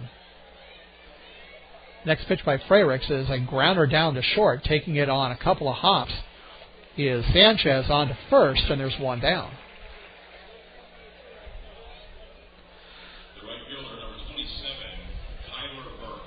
And that'll bring up the right fielder, Kyler Burke, 0 for 2, popped out to second and flied out to right. Michael Fiers done after 5 innings of work. No runs, only 1 hit. He walked 3, 2 of them in the first inning. First pitch misses up and away, ball 1. Struck out 7, including the final batter he faced in the 5th inning. Next pitch is a fly ball hit the opposite way to left field, giving ground as Eric Miller towards the corner, and he has it for the 2nd out. So for 2 out, that will bring up third baseman Josh Bitters.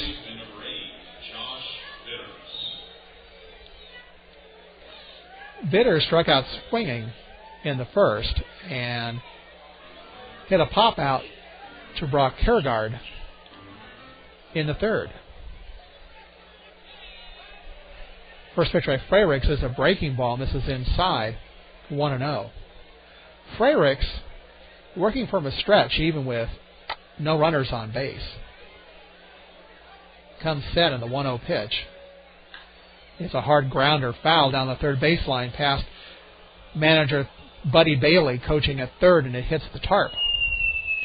I noticed they have a cover over the tarp this year. Last year, I remember during the playoffs, they didn't have a cover on that, and somebody hit a hard ground ball, foul down the third baseline, and it went inside the tube, actually. And that's probably a good 30 feet long. And I thought, well, how are they going to get that darn thing out unless somebody crawls in there? And with all the critters that we have down here in Florida, I wouldn't volunteer to do that. 1-1 pitch by Freyricks. Swung on and missed on a changeup, and the count's 1-2. On deck is Marwin Gonzalez. Still no score here in the top of the 6th. Cubs and Manatees opening night. 1-2 pitch. Swung on and missed. Strike 3. Off-speed pitch, the radar says, was 82. First strikeout of the year for Freyricks. So the Cubs go in order to the bottom of the 6th. Daytona nothing and Brevard County nothing. Well, I've been talking here for 5.5 innings, so I hope you'll be a little bit patient. Let me take a drink of water here. I'll be right back.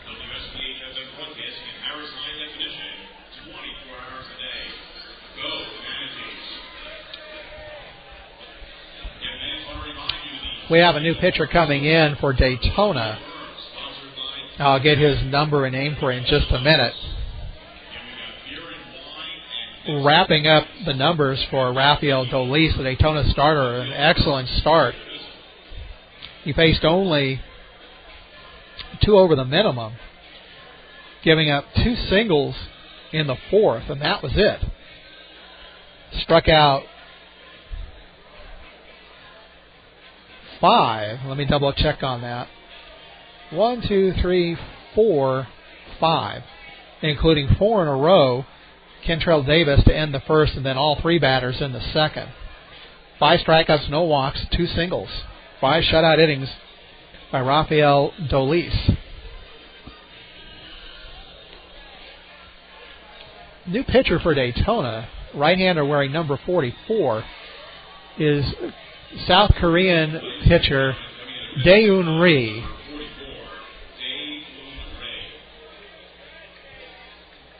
His first name is spelled D-A-E-E-U-N.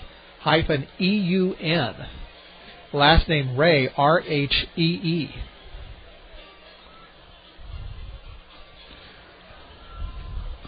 I'll get you his numbers in just a little bit.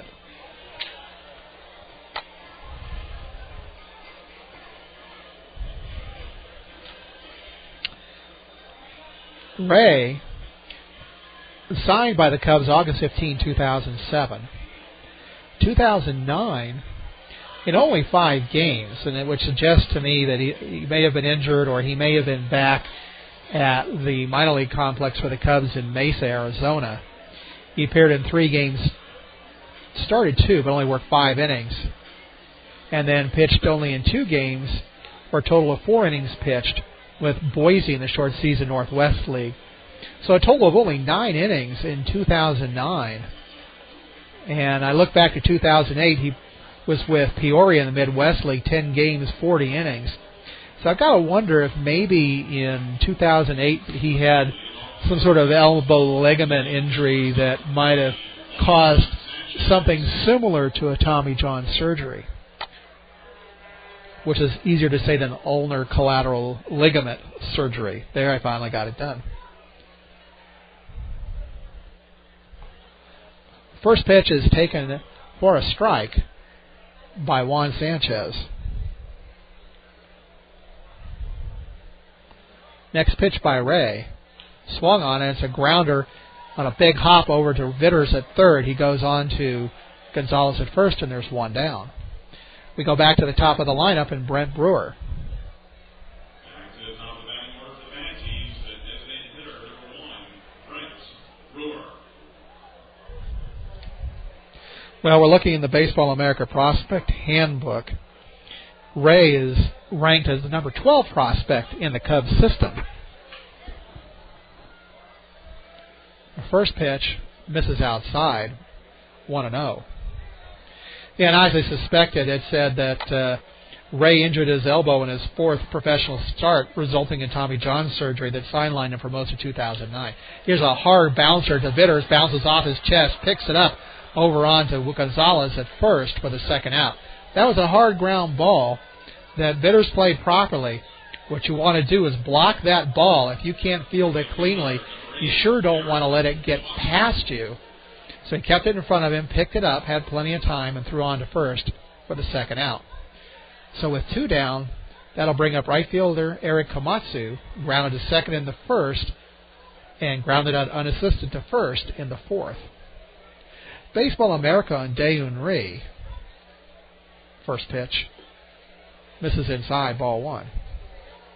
Said that during instructional league last fall, he showed he's on the verge of regaining his feel and stuff. His fastball returned to the low 90s, and he flashed a solid curveball and a nifty changeup with splitter action. Next pitch by Ray is a big bouncer over the mound, and it goes off the glove of Lake and rolls into center field. Now, the first hit for the Manatees back in the 4th went off his glove, and it was ruled a single. That one, I think, has got to be an error. This was a big chopper off the hard dirt in front of the mound. It went over Ray out towards second base, and then Lake tried to field it, and it bounced off the tip of his glove and rolled in the short center field. And, in fact, it is an error charged to Junior Lake. So Komatsu on first with 2 down, and that'll bring up Kentrell Davis, who struck out swinging in the first and singled for his first professional hit in the 4th. First pitch by Ray misses outside, ball 1. Well, I know a lot of Brewer fans have been waiting for the professional debut of Kentrell Davis.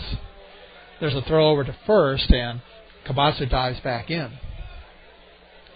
Even though he had yet to play a professional game, Baseball America ranked Kentrell Davis the number 6 prospect for the Brewers coming into 2010. There's another throw over to first, and once again, Komatsu dives in. Daytona first baseman Marwin Gonzalez having to hold on Komatsu, which leaves a big hole on the right side for Davis. This pitch is swung on and fouled back into the net, and that counts 1-1.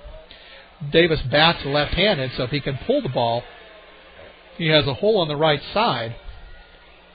But the Cubs second baseman, DJ LeMahieu, is playing shaded over. In fact, there's a bit of a shift on. 1-1 pitch. Swung on, foul back into the net again, 1-2. Baseball America's review of the Brewers this year was written by Tom Hodricourt, who's also the Brewers beat writer for the Milwaukee Journal-Sentinel. I'll tell you what he had to say about Kentrell here in just a bit. Komatsu off at first. There he goes. The pitch is swung on. It's a line drive into left center field. Around second, heading for third is Komatsu on the single by Kentrell Davis. Runners at the corners with 2 down.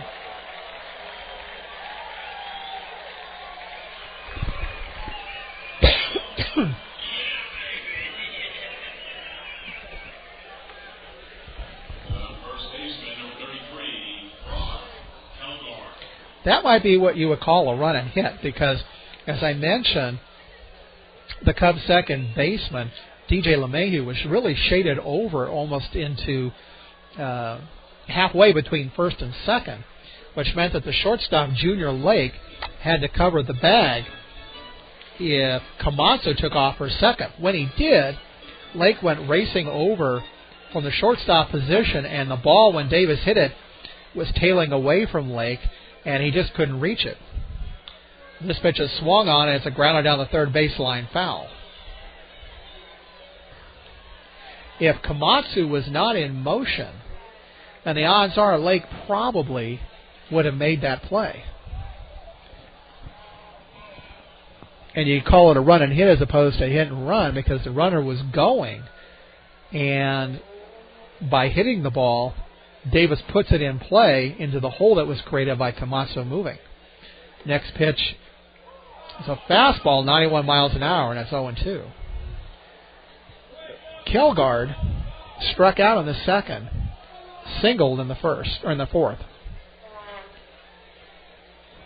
Ray steps off the rubber, and catcher Michael Brenly going out to the mound. First serious scoring threat of the game for either side. First runner to reach third base in Eric Komatsu. He reached on a 2-out error by Junior Lake, the Cubs shortstop.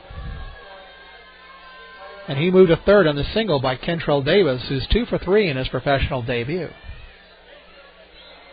Pitch by Ray. Blocked by Brenly, rolls away from him, but not enough for either runner to advance. I know I promised I would tell you what Baseball America had to say about Kentrell Davis. And I'm going to save that for between innings. I don't want to miss any of the action here. 1-2 pitch by Ray. Swung on, it's a fly ball up the alley in left center field, but racing over to get it is the center fielder Jackson for the final out. So the most serious scoring threat of the game for the Manatees fails to produce. No errors, no runs. 1 hit, 1 error, 2 left. And after 6, we're still in a pitcher's duel, no score. All right, I want to tell you about Kentrell Davis because I've been teasing that, and I will tell you what Milwaukee Journal-Sentinel beat writer Tom Hodricourt wrote for Baseball America about Kentrell Davis. Quoting verbatim here. He wrote that Davis entered 2009 as a potential top 10 draft pick, but he had a rough sophomore season while trying to do too much for a poor Tennessee team. Remembering his standout play for Team USA the previous summer, the Brewers took him with the 39th overall pick in June and signed him at the August 17th deadline for $1.2 million. And as I mentioned before, his advisor was Scott Boras. Davis' combination of hitting ability, power, and speed, not to mention his stocky frame, have drawn comparisons to a left-handed hitting Kirby Puckett. He has a short swing with plenty of bat speed. He has plus speed and the potential to become at least a 20-20 player. At times, Davis gets pull happy, his swing gets long, and his strikeouts pile up. When he got pitched around with the Volunteers, he got frustrated and chased pitches out of the strike zone. He can run the 60-yard dash in 6.6 seconds, though he has yet to translate that quickness into stolen bases. Though his speed gives him average range in center field, he lacks top-notch instincts and ultimately may fit better in left field. His arm strength is fringe average. The Brewers felt even better about Davis after watching him excel in Instructional League. He could make his pro debut in High Class A and prove to be one of the steals of the 2009 draft. Well, that turned out to be true. Here he is in High A with the Brevard County Manatees. All right, top of the 7th, still no score. Only one hit for the Cubs through 6 innings and only 3 for the Manatees. First pitch by Corey Freyricks misses outside, 1-0. He's facing Gonzalez, followed by Brenly and Perez. Next pitch by Freyricks, swung on and it's foul over on the third base side up into the upper level of the stands, and the count's 1-1.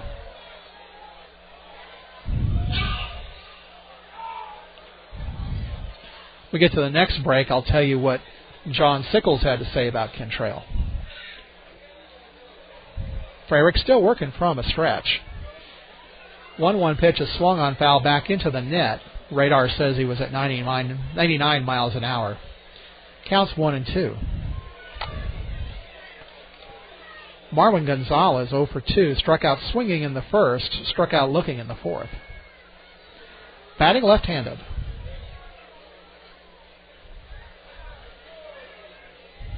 Freyrick comes set, and the 1-2 pitch.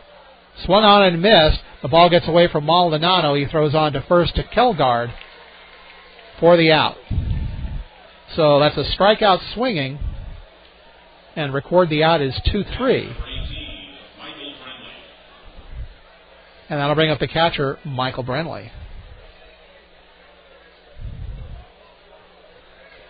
Brenly singled in the second for the lone Daytona hit, and flight out to center in the fourth. Freyrick comes set on the first pitch. Little chopper, 2 hoppers, and we have a threat. And on first and third, 1 out, can't do anything with it. Big crowd here tonight. I guess somewhere around maybe 4,000 for opening night. Next pitch is looks like a changeup that Brenly just got a piece of, and it rolled foul back towards the first base on deck circle, and the count's 0-2.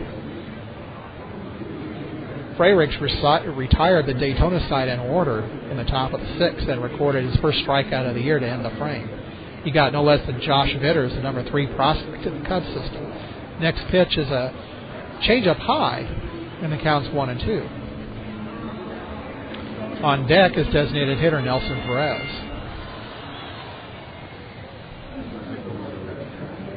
1-2 pitch.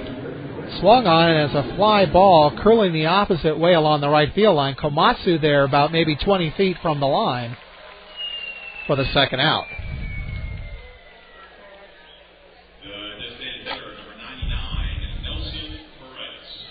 So with 2 down, that'll bring up the designated hitter Nelson Perez, who wears number 99. Bounced back to the mound in the second and struck out swinging to end the fourth. Well, we're 1 out away from the 7th inning stretch. Boy, this game is moving fast. We've been playing for about an hour and a half. First pitch is swung on. He left a fastball up high, but Perez got around to it way too early and hit a high fly ball down the right field line that curled out of the stadium. I mentioned that the stands here, we have a concourse about a third of the way up from the field that separates the upper and lower levels. Swing and a miss on a changeup, count 0-2. If you get the ball over the stands, going from left to right basically behind third base and first base, there are small aluminum overhangs that protect a few rows of seats in one section on either side. Fastball misses up and away, and the count's 2-2. And then between those two, you have the press box luxury suites. But if you can get past that, then you have a large concrete walkway that runs around the outside of the stadium. There's a breaking ball. Strike 3 called on the outside corner. And Perez is gone, and so are the Cubs in the top of the 7th.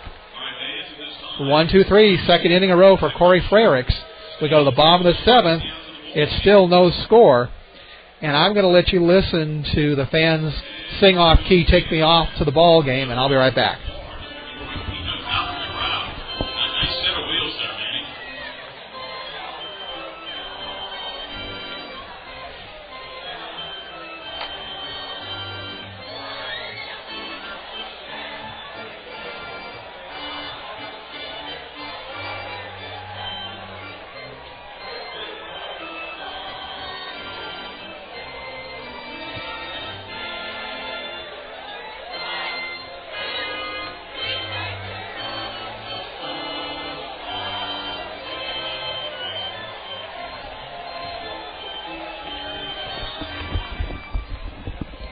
Okay, before we go to the bottom of the 7th, I promised that I would read you what analyst John Sickles had to say in his 2010 prospect book about Kentrell Davis.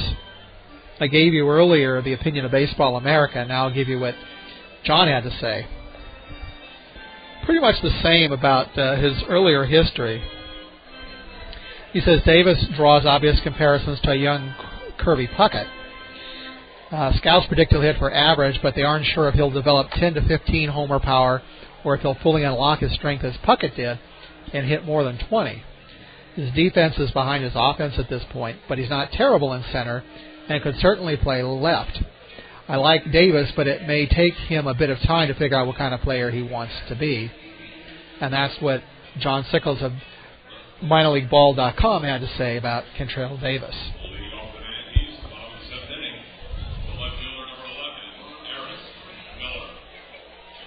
Still looking for our first run here. It's the bottom of the 7th. Still no score between the Daytona Cubs and the Brevard County Manatees. Eric Miller leading it off here in the 7th. First pitch swung on. It's a ground ball pulled hard, foul down the third baseline. Count 0-1. Miller will be followed by Sergio Miranda and Martin Maldonado.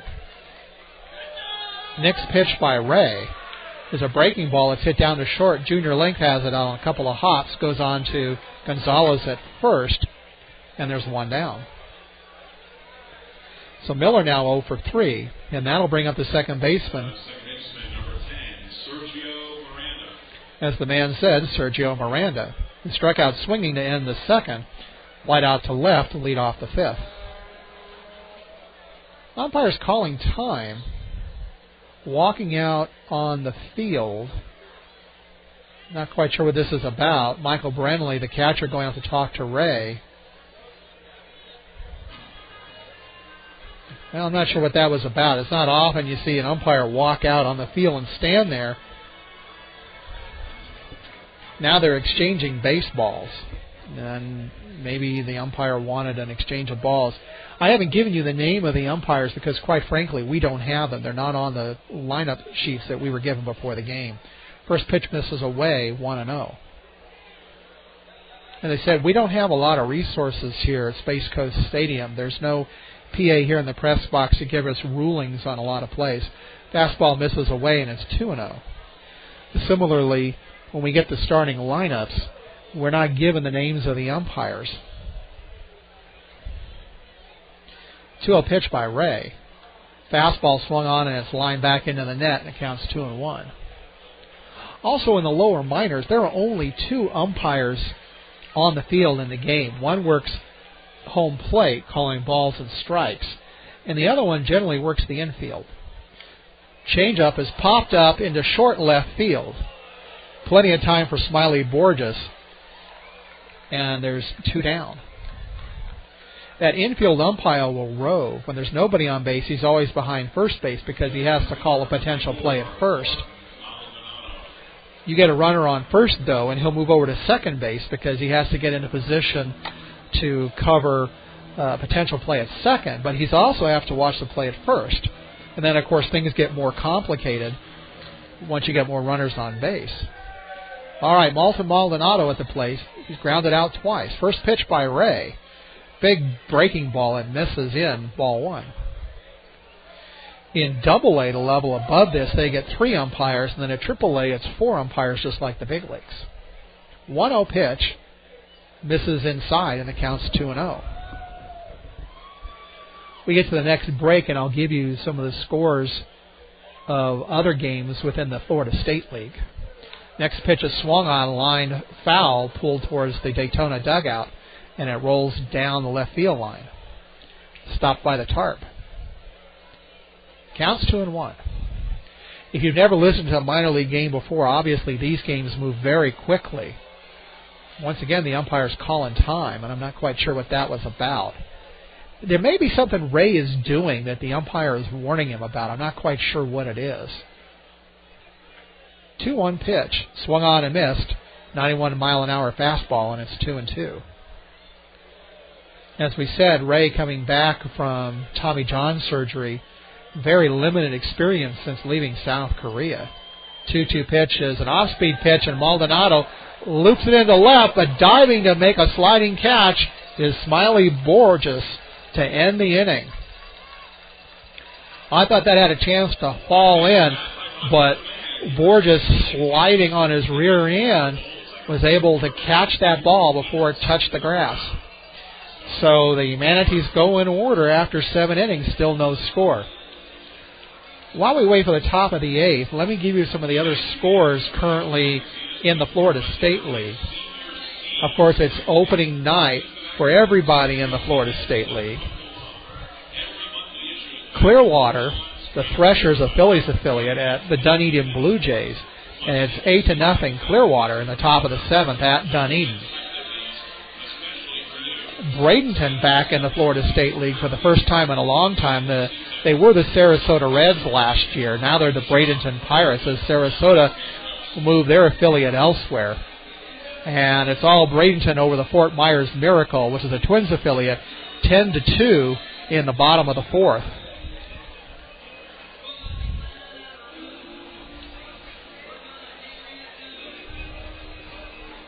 We're going to have another pitching change for the Manatees. It's going to be left-hander Lucas Lutke, who wears number 48. So 2 innings for Corey Frericks. He struck out 3, walked none, and didn't allow a single base runner. I'll tell you more about Lucas in a bit. Let me finish those scores. They're in the top of the 7th at Tampa. The Tampa Yankees leading the Lakeland Flying Tigers 3-0. The Jupiter Marlins at home hosting the St. Lucie Mets. It's 7-1 Marlins in the bottom of the 5th. And the final game is at Charlotte. The Charlotte Stonecrabs, Tampa Bay Rays affiliate, hosting the Palm Beach Cardinals, and they're 1-1 in the 3rd. All right, Lucas Lukey makes his final warm-up pitch. He's returning to Brevard after being here all of 2009. He'll face left fielder Smiley Borges, shortstop Junior Lake, and then we go back to the top of the lineup with Brett Jackson.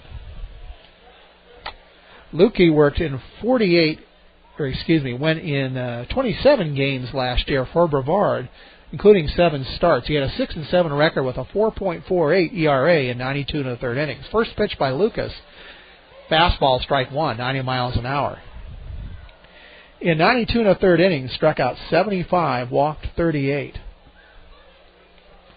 Next pitch by Lutke, Swung on, and it's fouled down the first baseline, and it's going to leave the stadium. 0-2.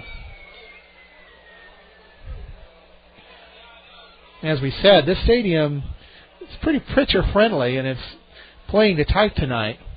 No score here in the top of the 8th.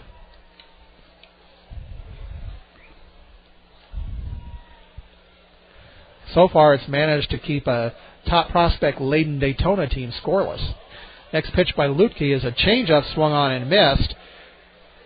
And apparently it was dropped by Maldonado and then throws on to first for the first out. The shortstop, number 5, Junior Lake. So I'll bring up the shortstop, Junior Lake.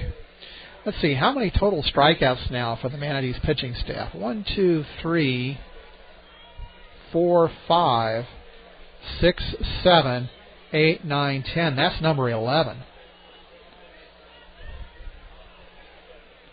11 strikeouts and only 3 walks. 2 of them were the first 2 to lead off the game. First pitch by Lutke. Fastball, strike 1. Lucas spells his last name L-U-E-T-G-E. Next pitch by Lucas. Swung on a miss. It's a fastball in on the hands. And it counts 0-2. Unlike Corey Freyricks, who pitched from the stretch, Lucas plants his rear foot, his pivot foot, squarely in the middle of the rubber. Fastball high, and it counts 1-2. And then he strides wide with his front foot, pointing towards the third base bag. Next pitch is swung on, and it's going to be a roller down to short. Juan Sanchez on to Kelgard at first for the second out. So we go back to the top of the lineup with Brett Jackson.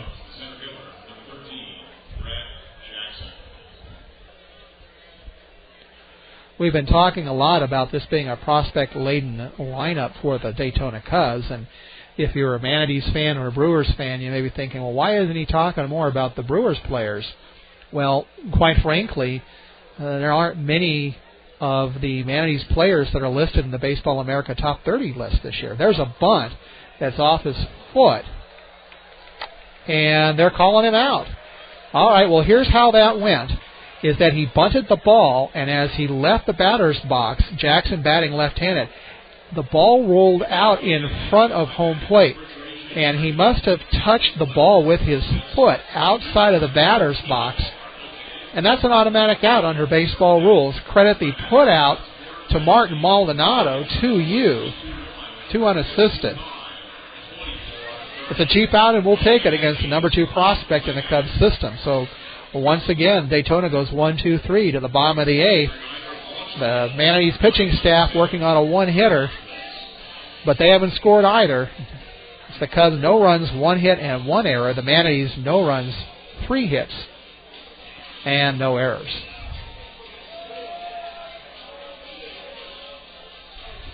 While we're between innings here, let me see if I can get you some Major League scores.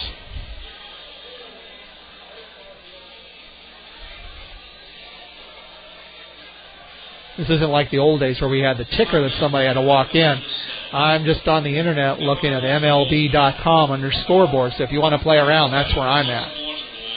All right, in the American League, in the bottom of the 5th at Tampa Bay, it's the Rays 2-1 over Baltimore.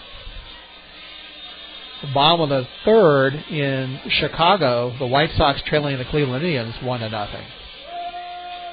Out on the coast in Anaheim, the Angels and the Twins get started at 10:05.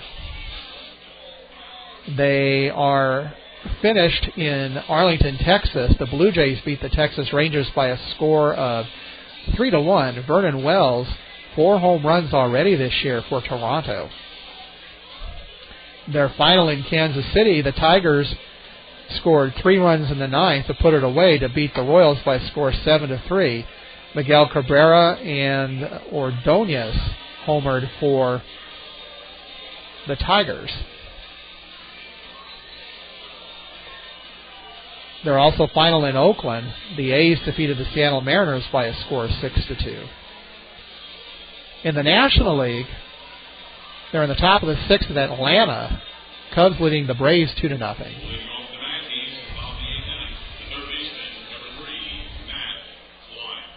Marlins at the Mets, 3-1 Marlins, top of the 6th. In a day game, the Dodgers won 10-2 at Pittsburgh. And the Cardinals lost 2-1 at Cincinnati. First pitch by Ray to Matt Klein is inside, ball 1. And wrapping up with the National League scores, the Washington Nationals won 6-5 over Philadelphia. There's a 91-mile-an-hour fastball for a strike, and the count's 1-1 to Matt Klein. Daeun Ray into his 3rd inning of work. Breaking ball misses away. And we've lost the scoreboard. So that means the home plate umpire is going to have to give the count on the field. And now it's back, 2-1. Check swing by Klein, and the line drive goes into the stands on the first base side. Count 2-2. Well, when the scoreboard goes on the blink, which is not uncommon in the minor leagues, you'll see that the home plate umpire will flash the ball strike count a lot more often than he might otherwise. 2-2 pitch by Ray. Misses inside, and the count goes full, 3-2. On deck is the shortstop, Juan Sanchez.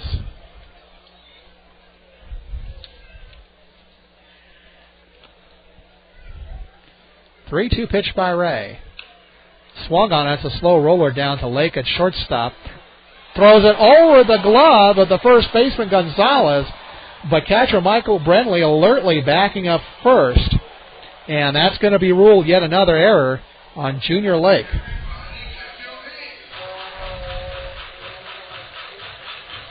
It hasn't been a good night for Junior Lake. He's been charged with 2 errors, and I think you could argue he might have gotten the 3rd one. The first hit of the game for Brevard was a ground ball hit to Lake by Kentrell Davis.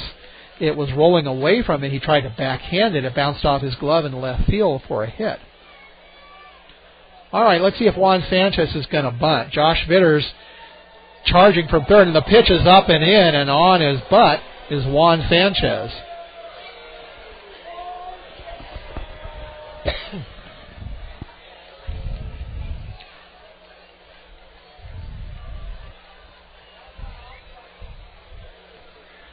Well, that's a little howdy-do. Next pitch by Ray. Once again, Sanchez shows bunt, but that pitch misses and the count's 2-0. Bitters charging at third, looking for the bunt. First baseman Gonzalez having to hold on the runner Klein. Sanchez again is showing a bunt, and here's the pitch. This one is rolled up the first baseline, and it goes foul. No, fair. Wowee. I don't know. I thought... All right, well, I got it wrong. He is actually safe. I was judging the gesture made by the umpire saying he was out, and actually what the home plate umpire was doing was gesturing the ball was fair. So Sanchez beats out the ball for an infield single. I apologize for the confusion. Matt Klein moves up to second base on the bunt single, and we go to the top of the lineup with Brent Brewer. That ball was rolling up the first baseline, and the first baseman, Gonzalez, charged. And when he picked up the ball, once again, now Brewer's showing bunt, and the pitch is taken for a strike.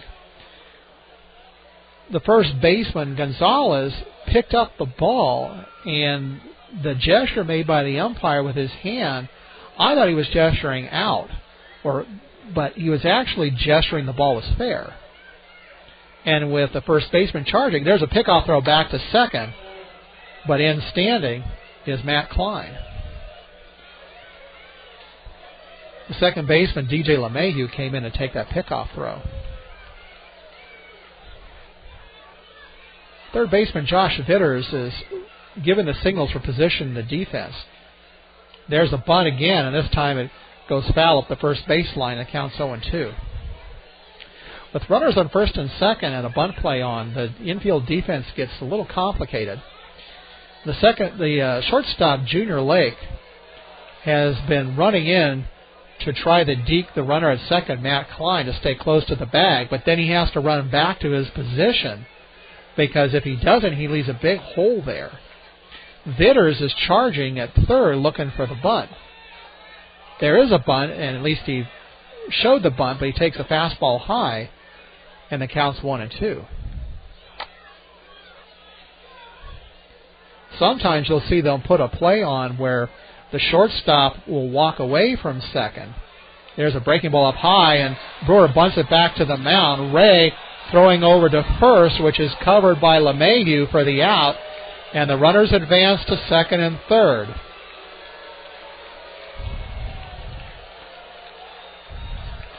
So, record a sacrifice for Brewer, who's retired 1-4. Matt Klein advances to third. Juan Sanchez advances to second.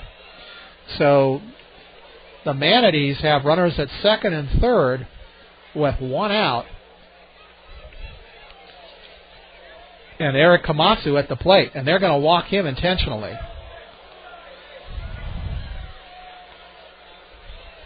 Now an intentional walk.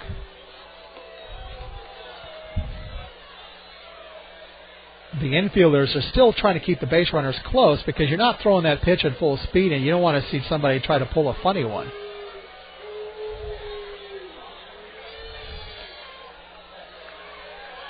So the bases are loaded now for the Brewers' supplemental first-round draft pick in 2009, Kentrell Davis. Here comes manager Buddy Bailey, and that's going to be all for Daeun Ray, who doesn't look like he's happy about leaving. He actually walked off the mound. He did hand the ball to Buddy Bailey before he left the field, but usually in American culture, the pitcher doesn't leave the mound until the manager comes out and takes the ball from him. So he may not be aware of that tradition. The other tradition he didn't honor was as he left the field, he stepped on the foul line walking away. So that's bad luck for him. Once again, to set the situation, Matt Klein led off the bottom of the eighth, reaching on an error by shortstop Junior Lake. Then Juan Sanchez rolled a bunt single up the first baseline, advancing Matt Klein to second. With runners on first and second, Brent Brewer bunting them over in a sacrifice, moving the runners to second and third. And now the Cubs walk Eric Komatsu to load the bases with one out, and they're going to hope to get a double play against supplemental first-rounder Kentrell Davis, who's 2 for 3 with a pair of singles. If you're wondering what I mean by supplemental first round, as you probably know, in the amateur draft, you have rounds: first round, second round, third round. Between the first and the second rounds, there are what are called supplemental picks. And part of the negotiation that goes on periodically between Major League Baseball and minor league baseball is compensation for when, or I should not say that, not between Major League and minor league baseball, between Major League Baseball and the Players Union, is compensation for when a team loses a player to free agency. And the rules are regular convoluted, and I'll save that for another broadcast. But basically what happens is, based on the quality of the free agent you lose, you may get a compensatory draft pick. And so in certain categories, they're between the first and second rounds, which makes him what's called a supplemental pick, or sometimes called a sandwich pick. So Kentrell Davis was a supplemental pick for the Brewers in 2009.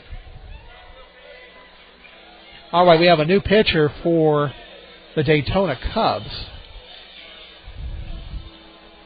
It's left-hander number 32, Luke Summer. We can't close the book just yet on Daeun Ray because he's responsible for all 3 base runners right now. Ray came on after the 5th. and managed to get through the 6th and 7th without allowing any runs. But he's responsible for all 3 runners out there. Matt Klein at third, Juan Sanchez at second, and Eric Komatsu at first. Summer steps off the back of the mound and quietly bows and apparently said a small prayer to himself. Davis steps in. Once again, he bats left-handed. Summer working from the stretch, and the first pitch by the left-hander, lefty to lefty, sweeps away, and the count's 1-0. Summer seems to have a bit of a crossfire motion, working maybe from about a 3/4 arm slot. Bitters is in a step or two at third and off the bag. Next pitch is swung on again, and it's a crossfire pitch, and it's fouled back into the net, and it counts 1-1. Bitters is about even with the base runner, Klein, at third. Gonzalez, the first baseman, is standing in front of Komatsu at first. 1-1 pitch is swung on, it's bounced off of Davis' foot, and the count's 1-2. Outfielders about at average depth. Again, as we said, Space Coast Stadium, definitely pitcher friendly. 340 down the lines, 404 to straight center, and they don't post the depth to the alleys. I would guess probably around 370s to maybe 380. But you don't get a lot of home runs hit here. 1-2 pitch to Contrail. Sweeping off-speed pitch that just missed away, and the count's 2-2. Earlier we were talking about what happens when you have only 2 umpires. The infield umpire right now is stationed basically on the infield between the shortstop and second base bag. 2-2 pitch, swung on, and fouled back into the net. On deck is the cleanup hitter, Brock Keldgaard. No score here in the bottom of the 8th, 1 out. Manatees looking to get on the board going into the 9th. 2-2 pitch on the inside corner, and Davis is going to first. Apparently he either, 1, thought the ball hit him, or 2, he had the ball strike count wrong. In any case, rule number 1, if you want to keep on the good side of the home plate umpire, you don't take your base until you're told to. He wasn't told to. Well, again, it's his professional debut, and that might have worked in college, but in the big leagues, it doesn't. 3-2 pitch is taken up high. Ball 4. And, yep. Well, the home plate umpire didn't signal ball 4.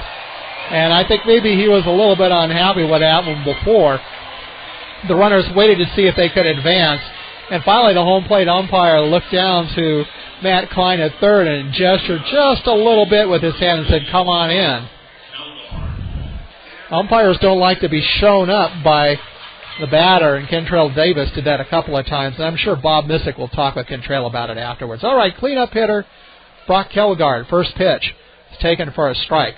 Manatees on the board. They now lead 1-0. Juan Sanchez advanced to third on the walk. Eric Komatsu to second. Next pitch misses down and in, and the count's 1-1.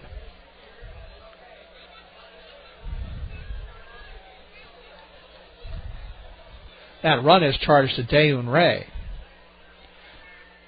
Next pitch by Summer is an off-speed pitch swung on and missed by Keldgaard, and the count goes to 1-2.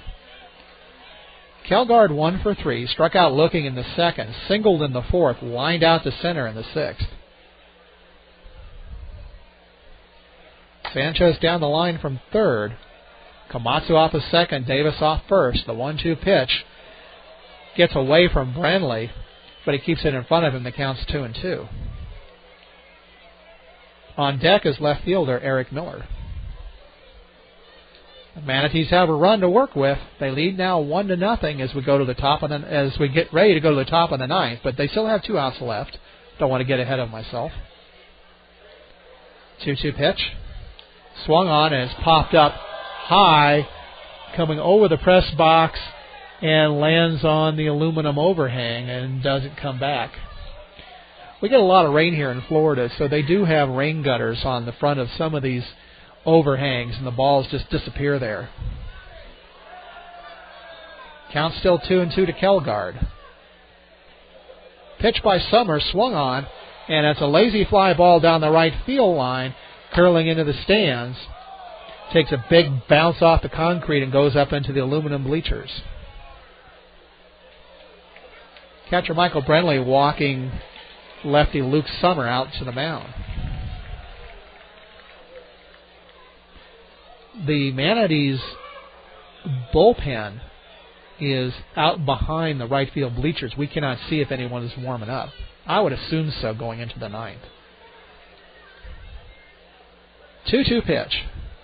Swung on, it's fisted, and it's going to fall in the short center field for a base hit. In comes Sanchez. Around third is Komatsu. Davis going to third, draws the throw, not in time, and going to second on the throw is Brock Kelgard, and the Manatees now lead 3-0.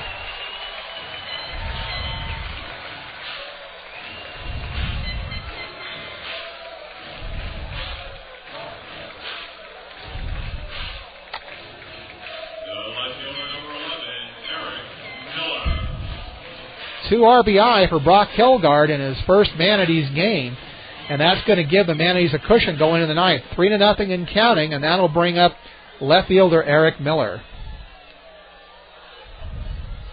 First pitch by Summer, swung on and missed on a changeup. So we can close the book on Daeun Ray, who didn't strike out a batter, walked one, that was intentional, and he's charged with all 3 runs. The 0-1 pitch, he chased after a pitch outside, just got a piece of it, and the count's 0-2. Bob Mizik, the Manatees manager, coaching over at third, has Kentrell Davis coming off the bag at third, and Brock Kelgard out at second.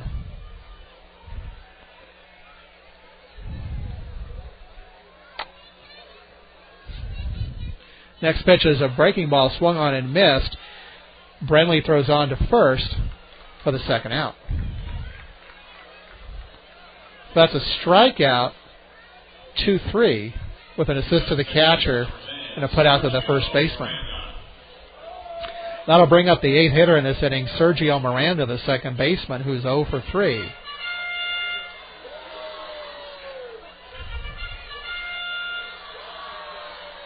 The Daytona infield haven't been playing in. They've backed up now a little bit, at least the second baseman, the shortstop. Josh Fitters just a step behind third base, maybe about 15 feet off the bag. First pitch by Summer, swung on, fisted into right center field. Racing over for it is the right fielder, Burke, who has it for the final out.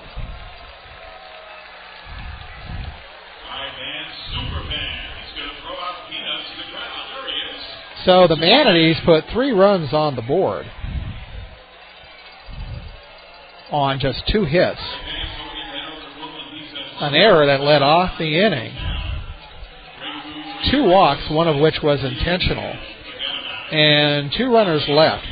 We're going to go to the ninth with the score, the Manatees 3 and the Cubs nothing. We are going to have a pitching change coming into the ninth. So Lucas Luque stands to get the win. Luque worked just the 8th inning and retired the Cubs 1-2-3, recorded a strikeout. Coming into close for the Manatees is number 15, Nick Green. Now, I mentioned earlier my alter ego with FutureAngels.com following the Angels minor leagues, and I know Nick Green very well. Nick was drafted in 2004 and was part of a Provo Angels rookie A team. That's the same Pioneer League that the Helena Brewers are in. The Provo Angels won the Pioneer League pennant that year, and Nick was one of the better starters that year. He appeared in 17 games, started 10 of them. He had a 4.03 ERA in a high-octane league, 51 in the third innings. That was a best-of-3 series, and the Angels won that 2-0. If they had lost one of those games, Nick Green was going to start game number 3. Nick was in the Angels organization through 2008, and he made it as high as AAA.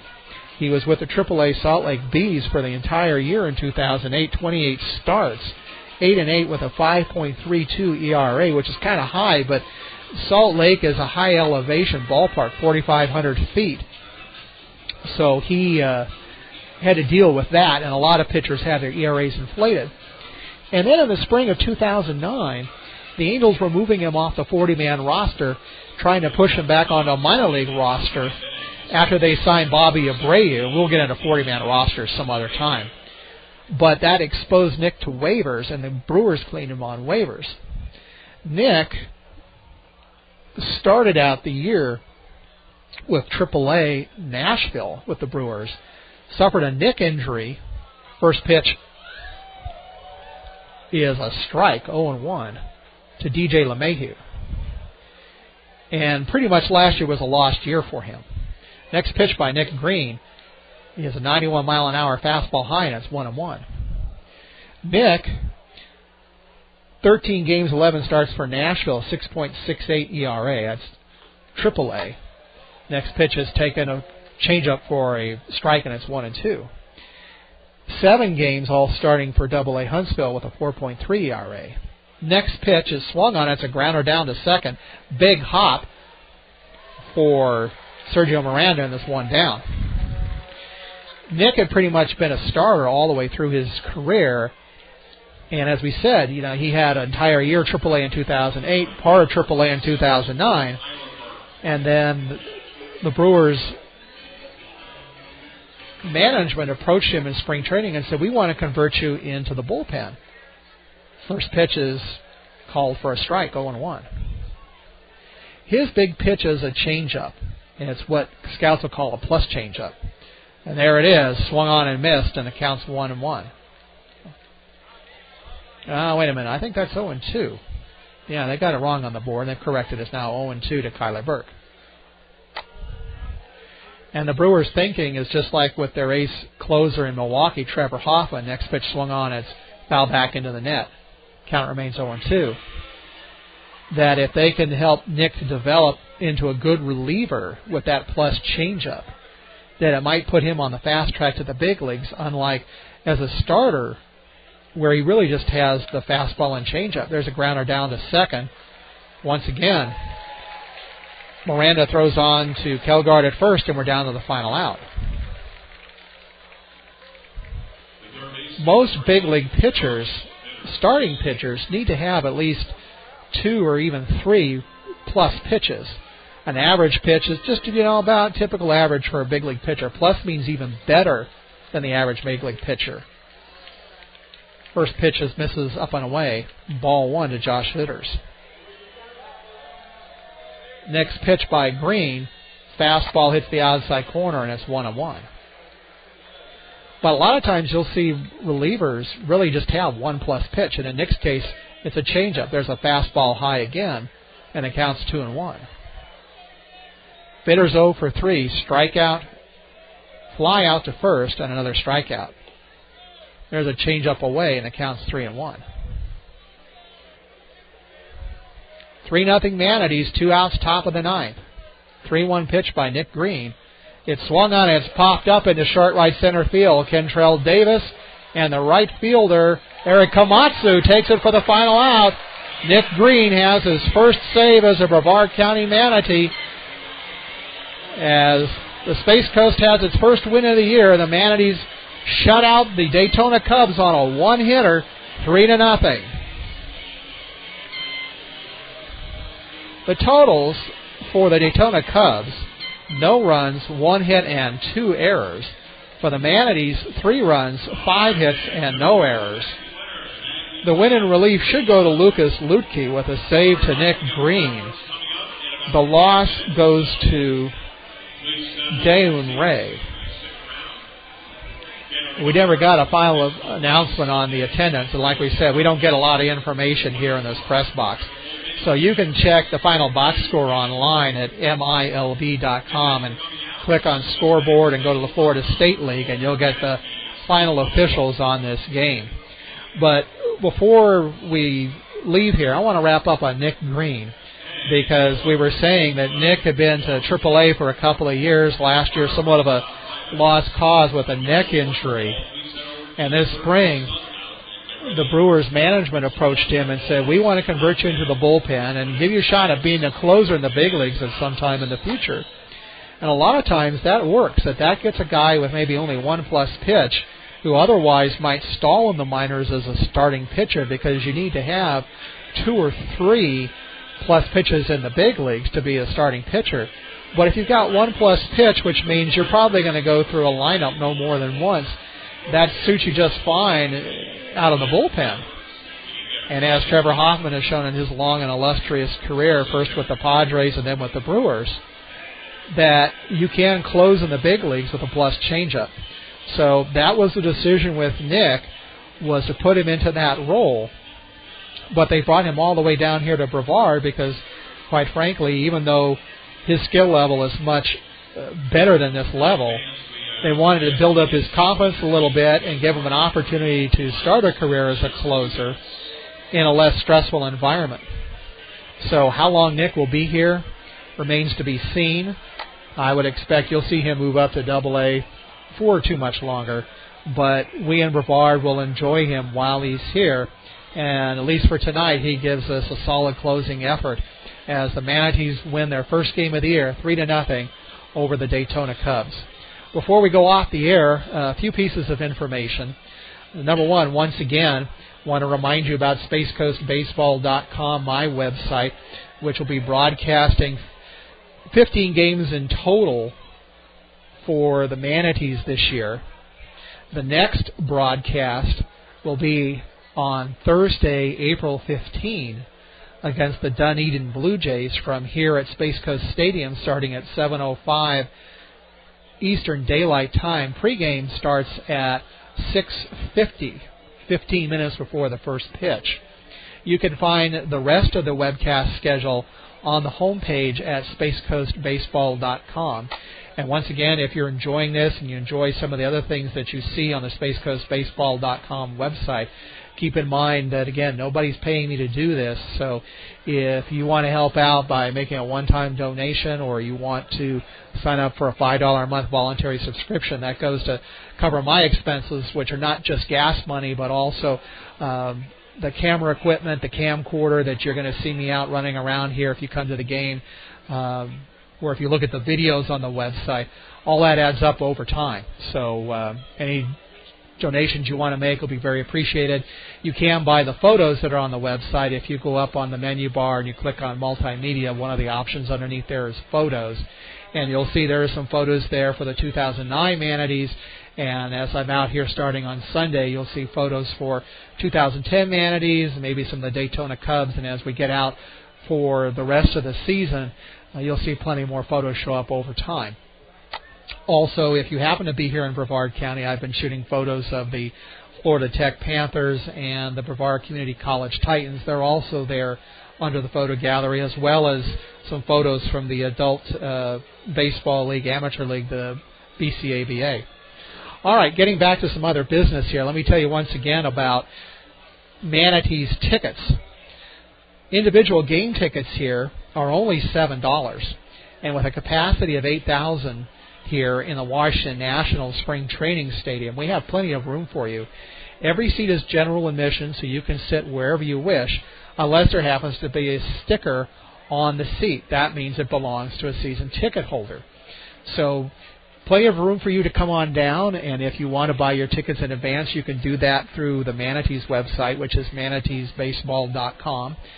Or you can call the ticket office here at area code 321-633-9200. Individual tickets are $7 each.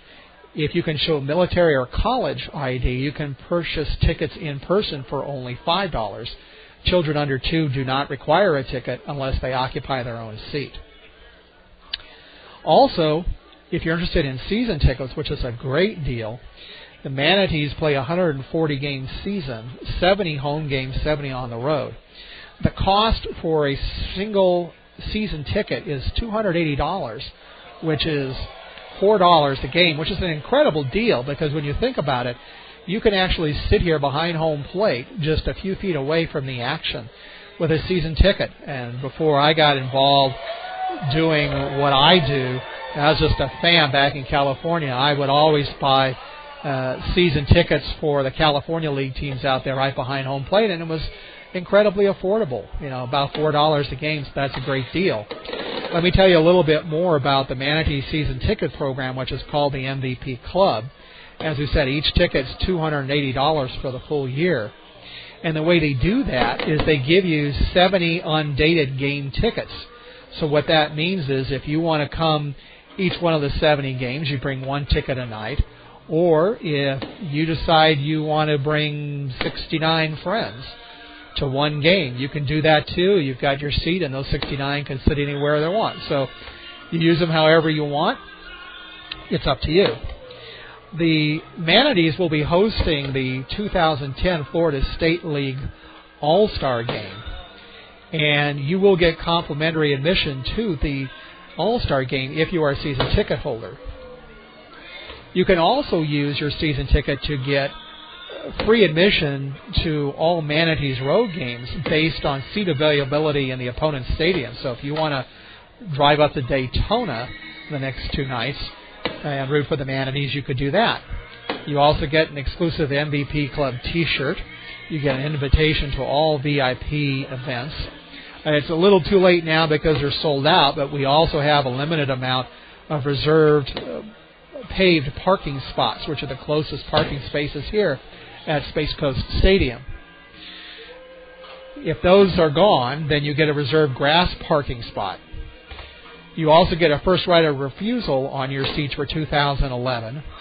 We also have a number of luxury suites here, so you get a 10% discount on those if you decide you want to rent a luxury suite. You also get a 20% discount in the team store, and when the Manatees go to the playoffs, you also get free home playoff tickets. That's an awful lot, and that's a pretty good deal, especially in this economy.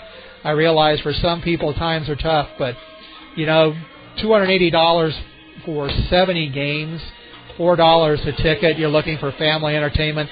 Last time I went to a movie here in Brevard County, it was $9 per person, and that's not even counting the food. So, I'd much rather watch the ball game. It's far more affordable.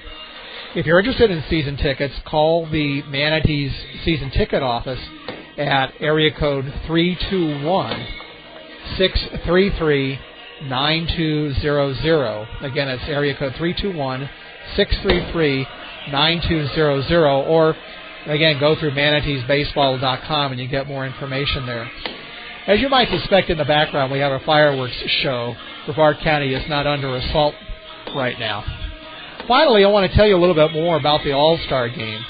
The Manatees, for the second time in 3 years, are going to host the Florida State League All-Star Game.